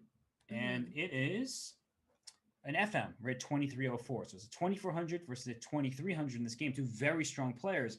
And knight takes d4. That looks like a natural move. I don't want to double my pawns, but you're bringing your pieces away from your king safety. So look at how white follows this up with knight d5, hitting e7, knight back to c6. Wait, I didn't really want to spend all the time with my knight. My pieces aren't developing. Queen takes h5, right into the action. d6, castle's queenside. All right, maybe not the most precise move, but look, the engine goes back up, starting to like white's position, and bam, knight takes e7. Knight takes check, bishop d7. You can't play king to h8, f8 rather, because you're about to get checkmated. Your king goes that way. I'm going to deliver a check on right here. You go rook takes. You can go rook takes d6 with bishop f6, queen h6. You're just trying to get this king. This is a one very special opening. Okay, I'm definitely going to be trying this out in my own games for sure. Yeah, it's just a really just wild position where even sacrifices are possible everywhere. So here you see the king is just getting hunted, and that's why bishop d7 was played, but rook takes d6, and we get a trade. 2 rooks for black and a bishop or a knight for a queen. But look at this move, bishop f6, hitting the rook, tactics everywhere in white's favor. Queen takes c5. And the reason why this knight went here is queen takes c5 is happening regardless, hitting this knight and this bishop double attack. So moving the rook away doesn't solve all the problems. And that's why this happened. Says, I'll give up you the rook in the corner, takes the other rook, and finally white pushes some pawns and goes f5 and queen d4 check. So it's just too many extra pawns with the queen and the weak king. Yeah, this was one very crazy game for sure. Just wild stuff. h4, h5, like it's nothing. Just any other game. No big deal. I wonder if he prepared the theory for this or if it's a trick he specifically uses in some occasions. Probably just in this rapid time control. If you do this in a classical game, it could really backfire because if we go back to this moment here, look at the evaluation bar. It's in black's favor, not overwhelmingly so, but in black's favor. And pawn takes d4 would have been a better way to capture because your knight is there. And look, I mean, it's such a complicated position that the engine trying to look deeper and deeper, changing a bit, but ultimately it likes black's chances with the extra material. But we know that white has compensation. There's no doubt about that. Yeah. So this game was a fantastic tactical one. We're going to go to this match here. And I'm at the end. I was trying to find an earlier position around these parts here because this is an Anhawak game with the black pieces. And it looks like it's all good, all fine, because it's knight, rook, and 4 pawns each. How do you avoid just looking at the material and saying this must be a draw? How do you try to get yourself in the mindset that no results oriented thinking, we got to play the moves? How do you do that in a position like this? Wait, you're able to play positions without results oriented? Yes, every now and then I am able to make it work. Whenever I play these kind of positions, I'm just like, I know this is a draw. Which is actually a dangerous mindset to sometimes get into because then you sort of lose your focus and you potentially lose the position because you just kind of play whatever moves, assuming it's going to be a draw. However, in these positions, you do have to consider that there are actually dynamics involved. For black, that would mean getting the rook to d2, just trying to take control of the d file. White probably has to respond with a move like rook c2 just to not let that happen, right? Right. We do not like rooks on the 7th or 2nd ranks because that is the most important file to put your rook on. Yeah, I think that at first glance, most people say, it's just equal. You ask any top player, highly rated player, it's no big deal. But one of the things also is that this pawn structure for white with the pawns on light squares, it leaves the dark squares vulnerable. And say, well, there's no bishop. What do you mean the dark squares are vulnerable? But let's look what happens. Because g5 is played, taking control of the dark squares. King g7, all this seems normal. And after rook b7, the rook's in an attacking posture. But look at this, h5, rook to d2. Now there's an attack this way and an attack this way. So actually, white blundered on the spot here, but it's because it's a hard position to play. Your knight doesn't really have anywhere good to go. And black is pushing pawns up. This rook is coming to d2 anyway. This king could be in trouble. So rook d2, steal 1 pawn, go back. And this move is really nice. I just want to point this out for everybody. Rook takes b6. It looks like a free pawn, but you're not going to be holding this because you lose this pawn a2. And now I'm threatening rook a3 to pin this knight. I have h4 check. Your king has to go back to h2. There could be a checkmate on the horizon based on how active black is. And don't forget, even with rook a3, right, you're pinning the knight. So that king has to move or the knight has to move. A lot of very scary things can happen. I can just envision a mating net right now. Yes, and it's just kind of wild how it was even before. Even material, not that many pawns left. Now it's 1 extra pawn. And knight and pawn in games are very similar to king and pawn in games. So that 1 extra pawn can make a big difference. And, well, after this, the king went back to h2, time trouble ensued, and this rook just said, your knight's not going anywhere. And look at this, by the way, h4. Please take my pawn on b6. Have that pawn. I dare you. Because black would play g4, and this king is getting checkmated. If in the g3 check, rook d1 is mate on the back rank. And taking also suffers the same fate because the knight takes away the escape squares. It's amazing how quickly a neutral-looking position can turn into an attacking one. Yeah, this shows some very, very nice technique from black. Once again, you got to remember, even if it's an endgame, you can't just try to wait your way through. Sometimes your opponent does genuinely have threats, especially when you see your opponent's pawns coming towards you. Do be very careful because rook and knight can be very tricky. And the game concluded in just a few moves. Sorry, that's my analysis. But here, after the knight came back, rook e3. Keep chasing the knight, rook e2. Knight d4, rook d2. And finally, your knight is out of options because if the knight moves to b3, that looks, hey, that's safe. Knight f3 check. The pawn is pinned. The king is only 1 square, and rook d1 is actually checkmate. So the attack is real. Just because there are no queens doesn't necessarily mean your king is safe.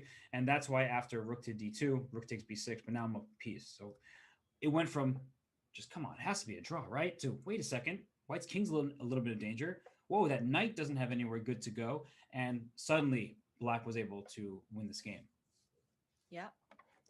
So that was a fun one, and just one. Very instructive game too. Yeah, it really was, and just very different style than the ones we just looked at, especially that rook takes h5 sacrifice, the exchange sacrifice. And speaking of sacrifices, we have to go back to this game. How could I not show it one more time? We were freaking out, Nemo. And look at the engine evaluation, minus 1.75. There's no I'm way. still, yeah, this game, I was just like, White is definitely built different. Like, it's just, well, he's not even better, but he somehow just managed to turn this position into a win.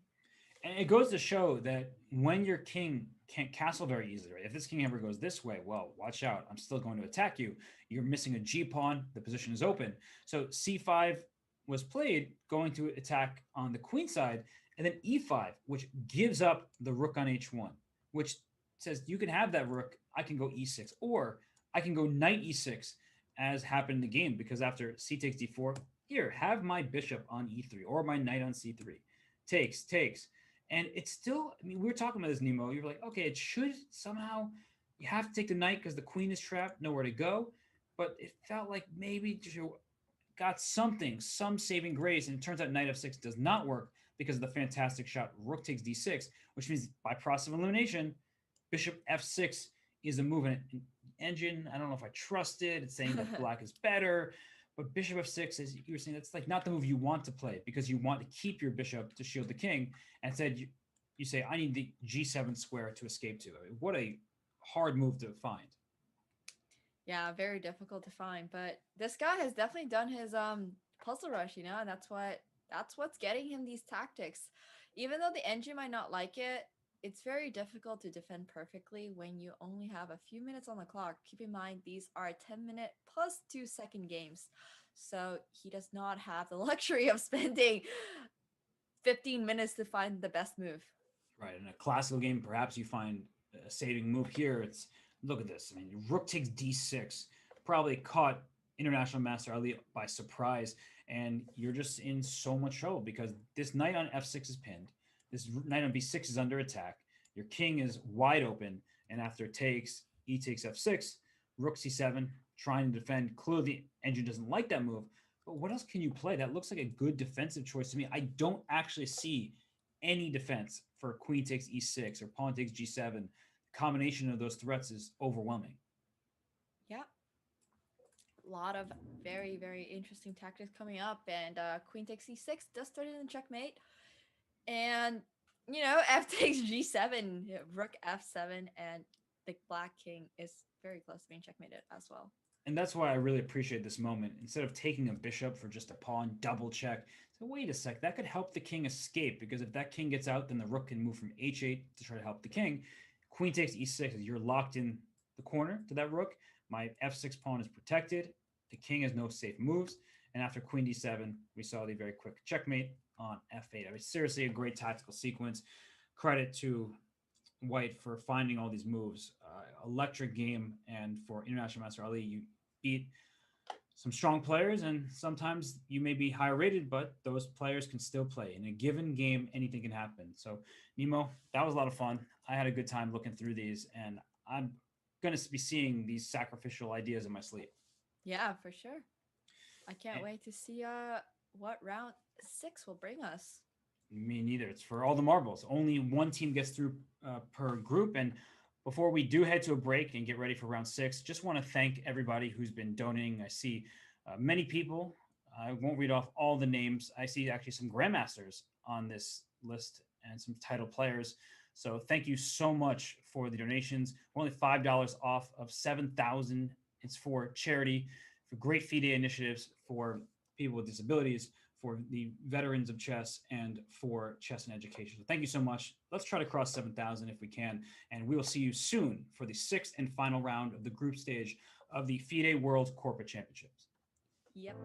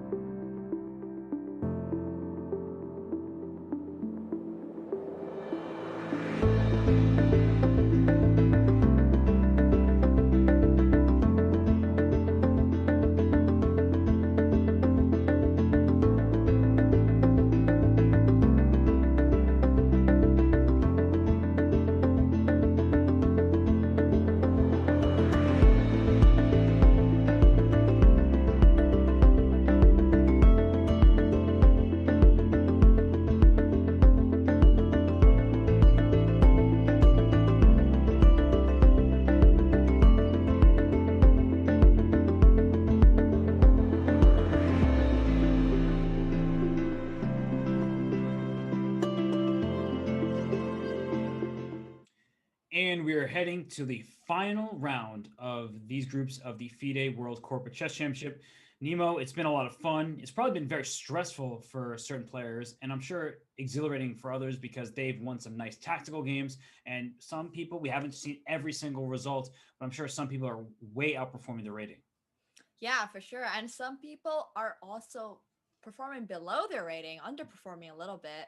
I mean, I usually don't point these out because it's always easier to perform higher than your rating, but it's always a lot more difficult to point out the people who are underperforming. But there are definitely some people who are playing very, very strong, and some people who are just not having the best tournament. As we saw the previous round, we saw Francesco actually do a Boda's Gambit, drop his queen, and proceed to turn off the camera. So there will be a lot of very interesting games this round for sure. And there's just gonna be so much pressure on a board one like that. And we'll see the standings, remind everybody of who's playing for that not top prize, but first place in the group so they can move on to tomorrow's playoff. That if you're Microsoft Redmond and you're Francesco, it's like, okay, I just kind of need to win all the games. I'm expected to win, and chess doesn't work that way. If somebody's playing their best game, there's no guarantees that you defeat them if you're relatively close in strength. So even though Francesco Grandmaster, he was playing a strong international master, and that was a win for the IM. And in Group B there, we see that PT, they just keep on going. They're up 2.5 points over American Express. They won all their matches. So in both divisions, there's a 2.5 point spread. Yeah, I just want to say, we were expecting a lot of really amazing things from some of the top seeded teams like Microsoft Redmond, Goldman Sachs. I actually would not have expected Anna Huac to be in leading position and in quite literally in first place as we're heading into the last round. Goldman Sachs and Microsoft Redmond looked like they were so close. The Microsoft Redmond unfortunately just had a very, very bad last round. It's true because NWAC does have a strong team of IM, FM, IM, WIMs. All players are 22, 30 plus, but Microsoft Redmond just has kind of a stronger version of that team. So you would expect that Microsoft Redmond would continue to win, but they were stopped in their tracks by Goldman Sachs. And now we see the final round pairings. Goldman Sachs takes on NWAC there, and we have Ziquan, the international master, taking on Oscar Gerardo Sanchez. And that game is IM, so a title player matchup there, and it's just title players in the top two boards. And for Goldman Sachs, they have Alexandra Wiener stepping back in, and she's playing on board 3. So even though her rating is lower than the board 4, she's going to try to do her part, taking on an international master rated 500 points above her. That's going to be a tough match, but she's won all her games at this point. Wow, that's actually really impressive. Yes, and Workday, Microsoft Redmond needs to win 4-0.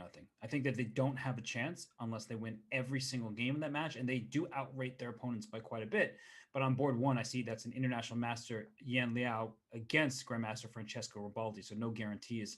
And in the other division, PT, they are playing Amazon US West, and they outrate their opponents by a large margin. So I actually think that PT will make their way through, but that American Express is waiting in the wings, hoping that Amazon US West can do something to take down PT because they have a matchup against Airbnb California where they're favored throughout the boards. And if they can win 4-0 and PT stumbles, maybe, just maybe there's a chance. Yeah, sometimes when you're, reading off these company names and stuff, I'm like, oh, wait, maybe they have beef in person, But of course, these are going to be matches on the chessboard and not in terms of actual corporations.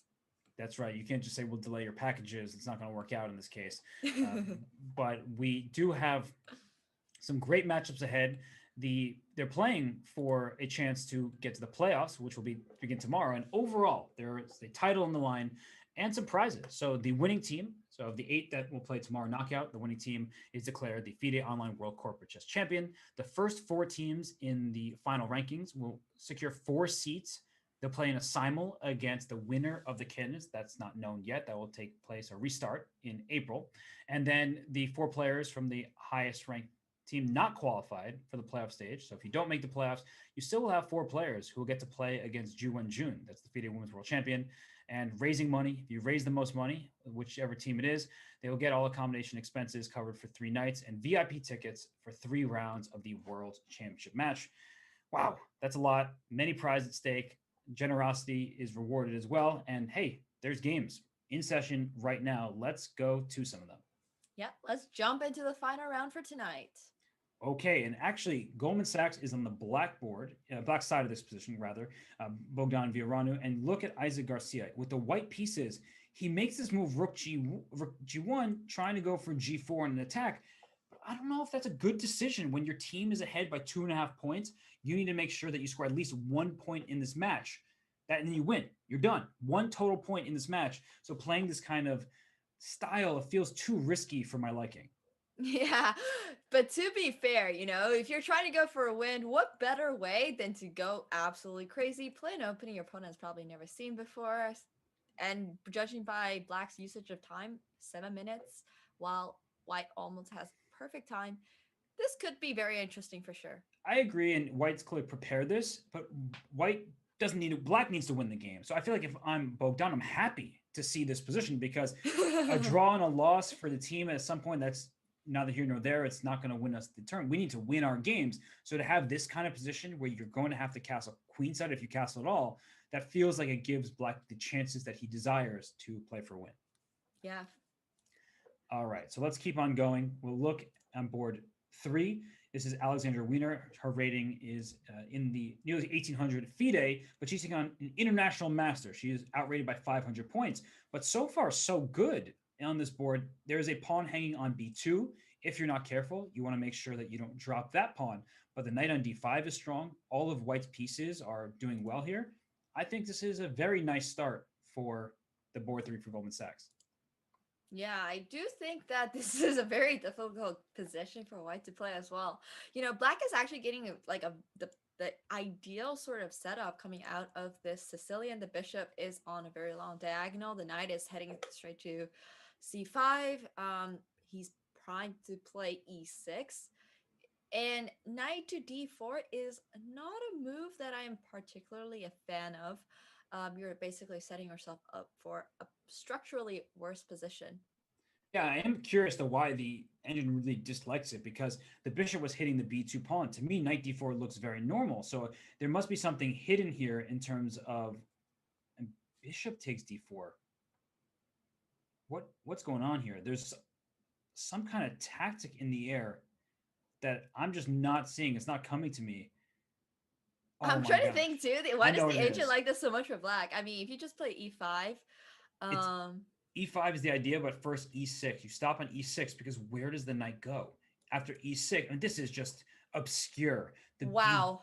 You give up your dark square bishop, and E6 was just played, so clearly the IM knows the line. If the knight goes to E3, this pawn can go to E5, and this bishop only has one safe square, but it's only going to stay safe for this turn.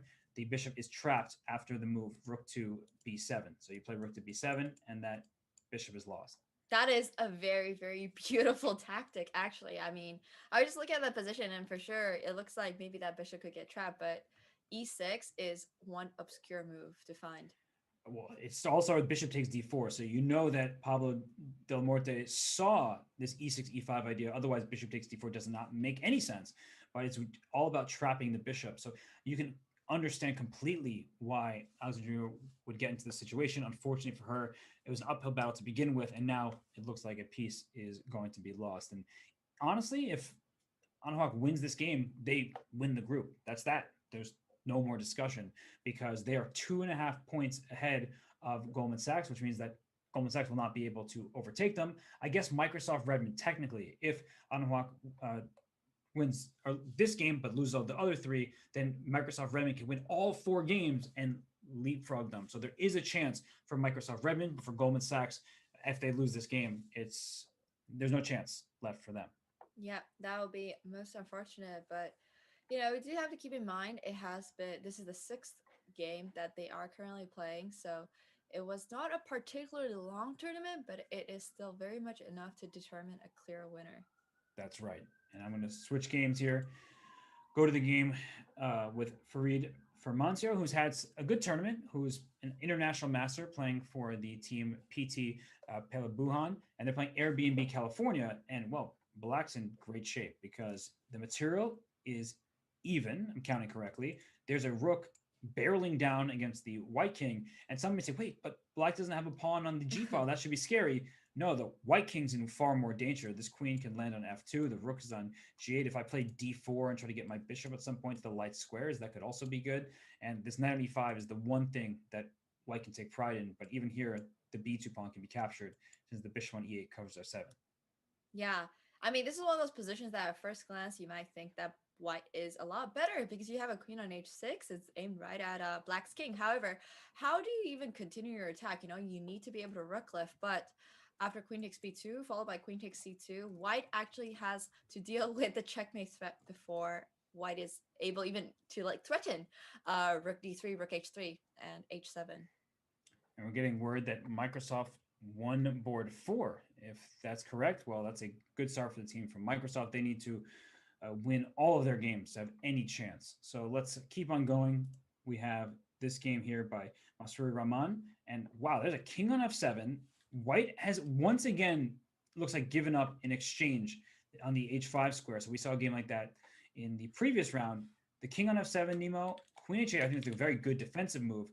Do you think that white is going to be happy about this? Because it looks to me like the queen is being traded off by force. Yeah, I mean, first of all, thank you very much, Josh, for the raid. We're currently here. Welcome, everybody. We're doing commentary on the FIDE Corporate World, sorry, FIDE Online World Corporate Chess Championship. It's a mouthful for sure, but welcome, everybody.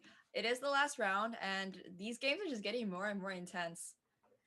They are. And, well, the teams have so much at stake that the nerves are probably felt across the companies, their teammates, not just people on the chess team, but their colleagues maybe watching, rooting them on. And right now, this game here, very interesting. White hasn't moved. The queen cannot stay on the board, it doesn't look like to me, because there's no way back for the queen, and the queen trade is offered. So what's the material count?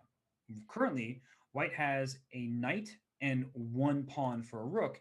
And I'm noticing that this pawn on c7 can be captured at some moment. So it seems to me that white does have sufficient compensation. I'm just worried about the long term because once the queens come off, maybe those rooks will shine. Yeah, I do think that this is one of those positions where playing black should be a little bit more difficult. But where does white's attack even go after the queens get traded? Pretty much, you know, that's where it all fizzes up. So unfortunately, even though the engine does say it's equal, it is a little bit difficult to play right now, but only momentarily for black. That's right. So we'll see how this one continues. We'll just bop around some more, just check around, see the other games. And what is happening here? We have Midhun Unikrishnan taking on Xenia Corrales Jimenez. And what's this? It looks like black has no even pawns. I just saw a bunch of double pawns, so I assume black was up one, but with a bad structure. No, it's even pawns, 6 pawns per side. The rook just gets active. Black's pawn structure, not that is great. An awful pawn structure. That is 3 pawn islands to white's 2 pawn islands. Even though he does have the bishop in this situation, the pawn islands are really, really important in endgames because you need those pawn islands. Well, you need pawns to create pass pawns, right? And all of them are just doubled. Then you have less chances to create pass pawns, quite simply. That's true. The problem for white, no open file for her rook, whereas black's rook on h2, very powerful, restricting the king. So it's king is stuck on the first rank. This knight on f5 looks great, but it can't go anywhere. If you go to d4, e3, and e7, the bishop can take it. So it should be a slight advantage for white, but it's going to be a lot to prove. Going to quickly go on over to another game just because I've heard it is interesting. And we don't want to miss any interesting action. There are so many interesting games to take into account. This, of course, the person who I'm trying to follow has been seen many times. So here we go. It is Francesco Rambaldi. And just a couple moves ago, you may see, wait, this looks like a normal position. Why are you talking about this? There's no H-pawn. So just 2 moves ago, after c4 was played, bishop takes Francesco is going for the attack. He lost the queen last game, but that's not going to stop him. Actually, I think if you lose the queen, your previous game, you're more likely to want to go on the offensive, right? Your next game, because you just have to win. And it just looks great because your queen would land on h3. There's going to be a checkmating attack. And white goes knight to d2 to play bishop f3. That's clearly not the right way to go based on the engine's valuation. Probably taking on h3. This looks really bad to me. I mean, the engine, it's not sure. it's not sure. To my eyes, this looks terrible for white. I would not be able to play this kind of move. This rook is coming to e4 and over to g4 checkmate. The bishop, the queen all teaming up. This can't reasonably expect somebody to find this in a game with 10 minutes on the clock.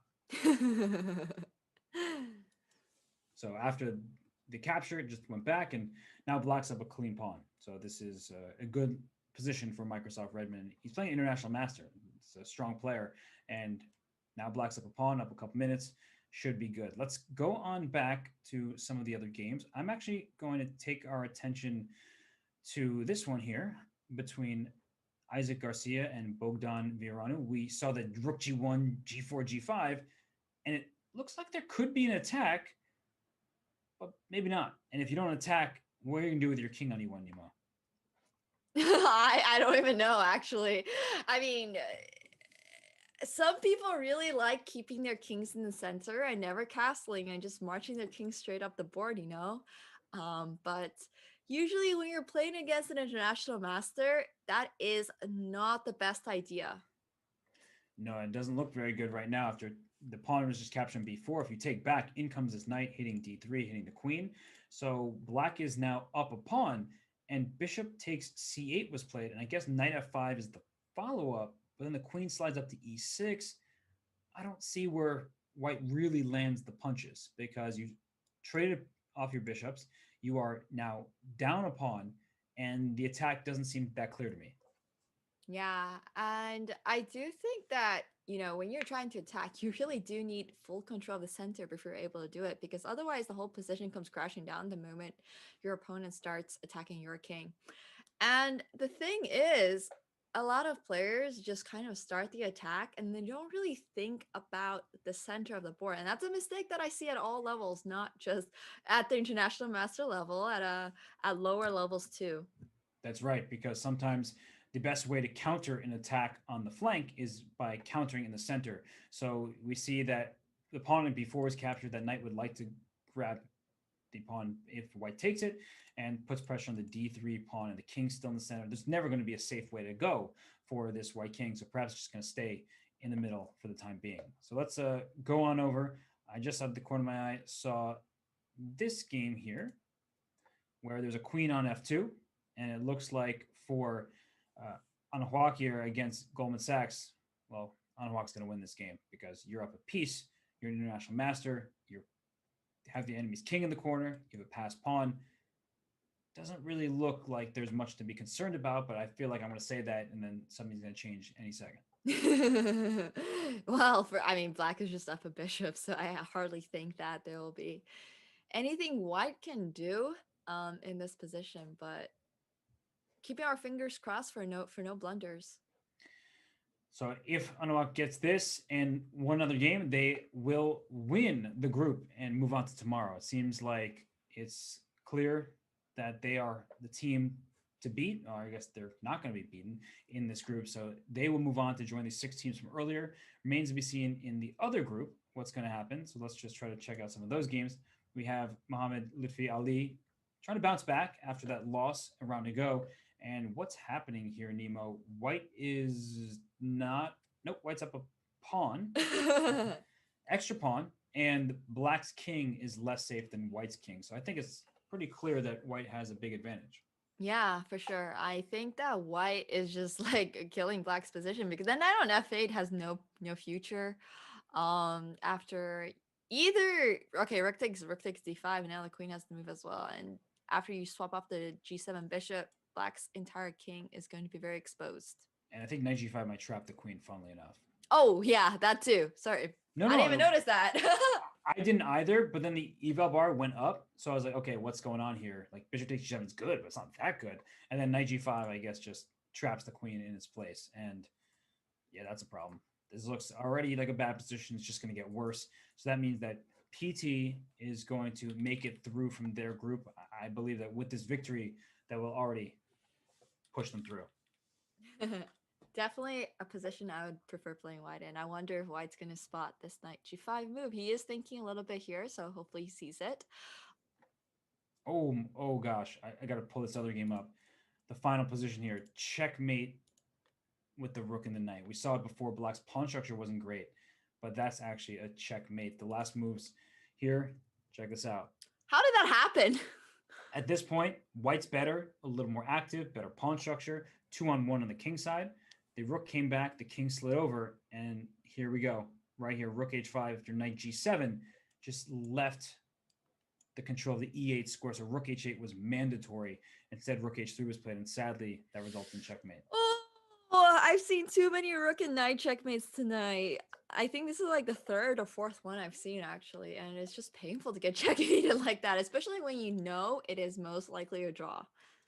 And white's position was looking good because of that extra pawn on the king's side, and the bishop couldn't figure out a way to deal with the impending c5 threat. So it happens. It's unfortunate for the player with the black pieces, but you move on, play more chess. And let's see, where can we go to from here? The king's in the corner. Now it's starting to look scary for black.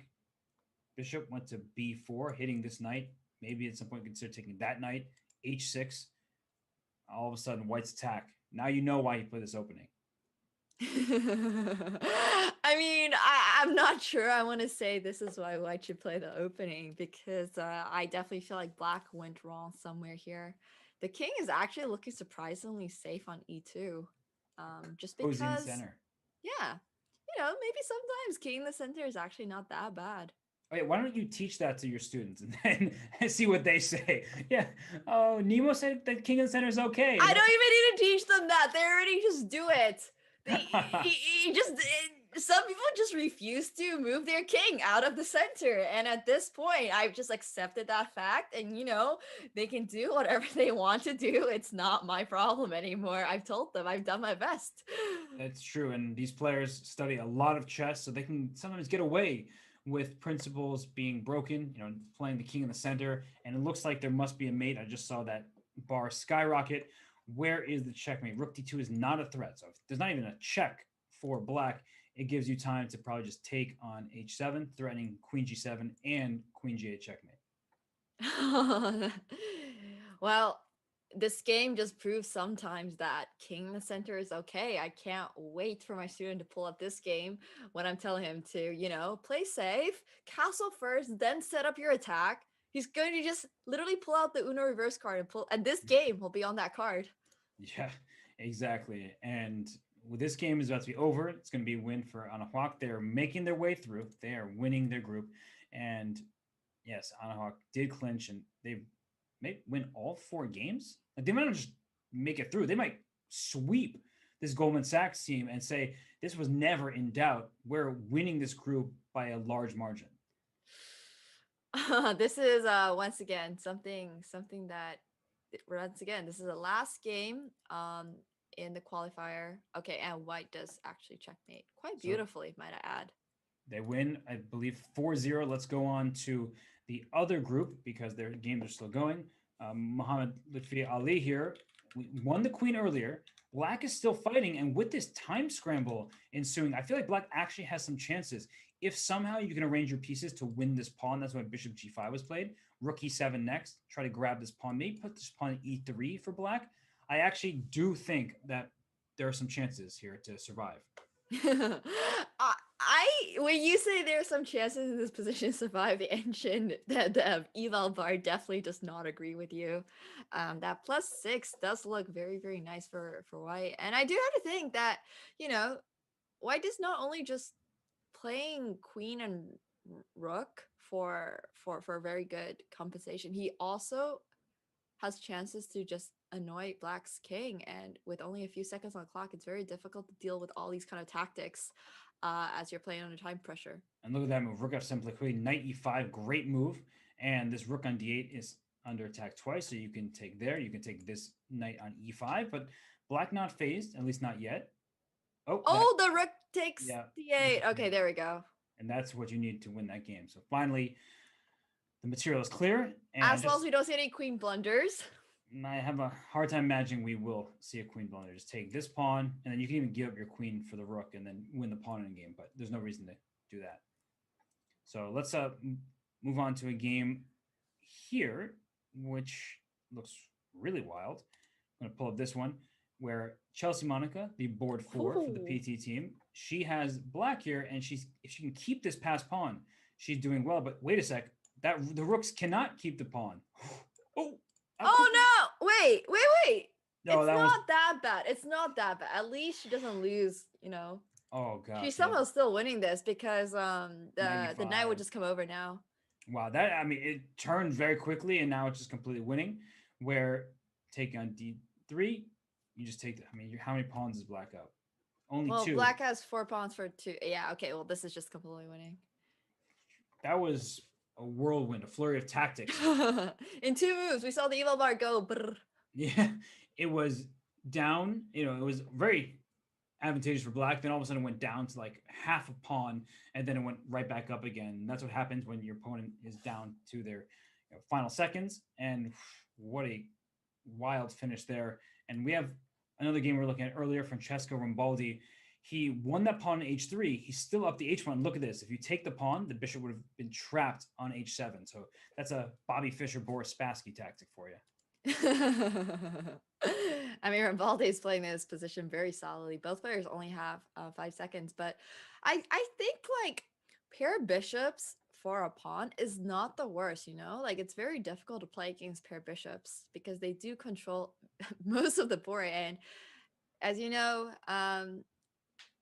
if the pawns all just get swapped off, this is a draw. That's right. And bishop d3, don't take that knight on f5. You may be able to capture it at some moment, but you shouldn't do that too soon because black is up a pawn. So trading down for white is not what you want. So king is just going back and forth, shuffling around.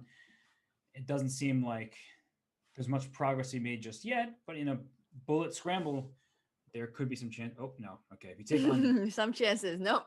That was a smart move, though. 98. Oh, wait. What if we see that bishop checkmate again? Do you remember that one? Yeah, I do remember it, of course. Not possible here. We could see somebody lose on time, though. We're cheering for somebody to mess up. Like this mentality. We just came from here. Now there's knight coming to e8 to offer a bishop trade. If white can give up the dark square bishop for the knight, opposite colored bishops will be an easy draw. So they're kind of shuffling around. Rambaldi trying to get that knight in somewhere, somehow. I think Rambaldi is gonna try too hard to win this game. I mean, like the G pawn is just hanging. There's nothing he can do. The king, he is trying to win because he is 2578. He's a very strong grandmaster. He's playing an international master who I'm sure is underrated. Okay, well this is just turning into a draw. Yes. You can even take the pawn and take the other pawn. That'll be a draw too. There's a lot of ways to draw this position. Knight g5 check. We'll just trade so it doesn't win anything. I think this is a rather disappointing finish for Francesco. He did lose his last game. You guys missed the part where he actually did a bonus gambit, blundered his queen, and then proceeded to turn off his camera. Yes. So not the best night for him for sure. And unfortunately, his team will not be making it into the playoffs for tomorrow. Nope, they will not, but it's a tough task. You're a grandmaster, but you just can't win every single game, and that's kind of the pressure that can be on you, especially when you're chasing the leaders. It wouldn't have made a difference. Anawak was just completely dominant in that final round, won 4-0 over Goldman Sachs. So the tournament standings should be just about over. And if I'm not mistaken, we have the playoff bracket ready to show. So these are the 8 teams that have made it in, and we have Granke Bank taking on Anawak. We have Morgan Stanley Hungary. We have against PT down there. We have Spare taking on ERG, and we have Sparebank Trade Union taking on MP Solutions. So we have 8 teams working their way toward the championship. I've been covering every single match, and I cannot tell you who the favorite is. Yeah. And actually, it's very interesting to note that the team that had Magnus Carlsen on it, Kindred, is actually not in the playoff stage. So, you know, just because you have the world champion doesn't even mean sometimes your team gets to make it into the playoffs. And that's just the reality of chess. That's the reality when it is a team tournament. And as a final reminder, this is the FIDE Online World Corporate Chess Championship. Each team is required to have at least 1 male and 1 female, and they're also allowed to have 1 player who is not an employee at the company. That's right. And well, since we're heading into the playoffs in stage two, we might as well show the information for everyone to see. So the top team from each group, we've been talking about that, goes to the playoff. It's 8 teams in total. For the pairings, this is how they were made. It was from average rating, going from 1 to 8. So the highest rated team plays the eighth highest rated team, and it 2 versus 7, 3 versus 6, 4 versus 5.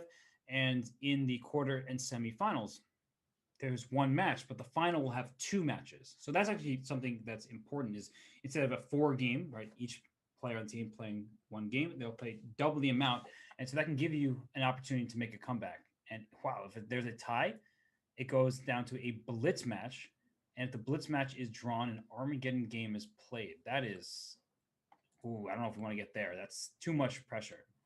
That is definitely a lot of pressure. Armageddon's stressful enough on its own. You don't need an Armageddon where your team's result also matters, you know?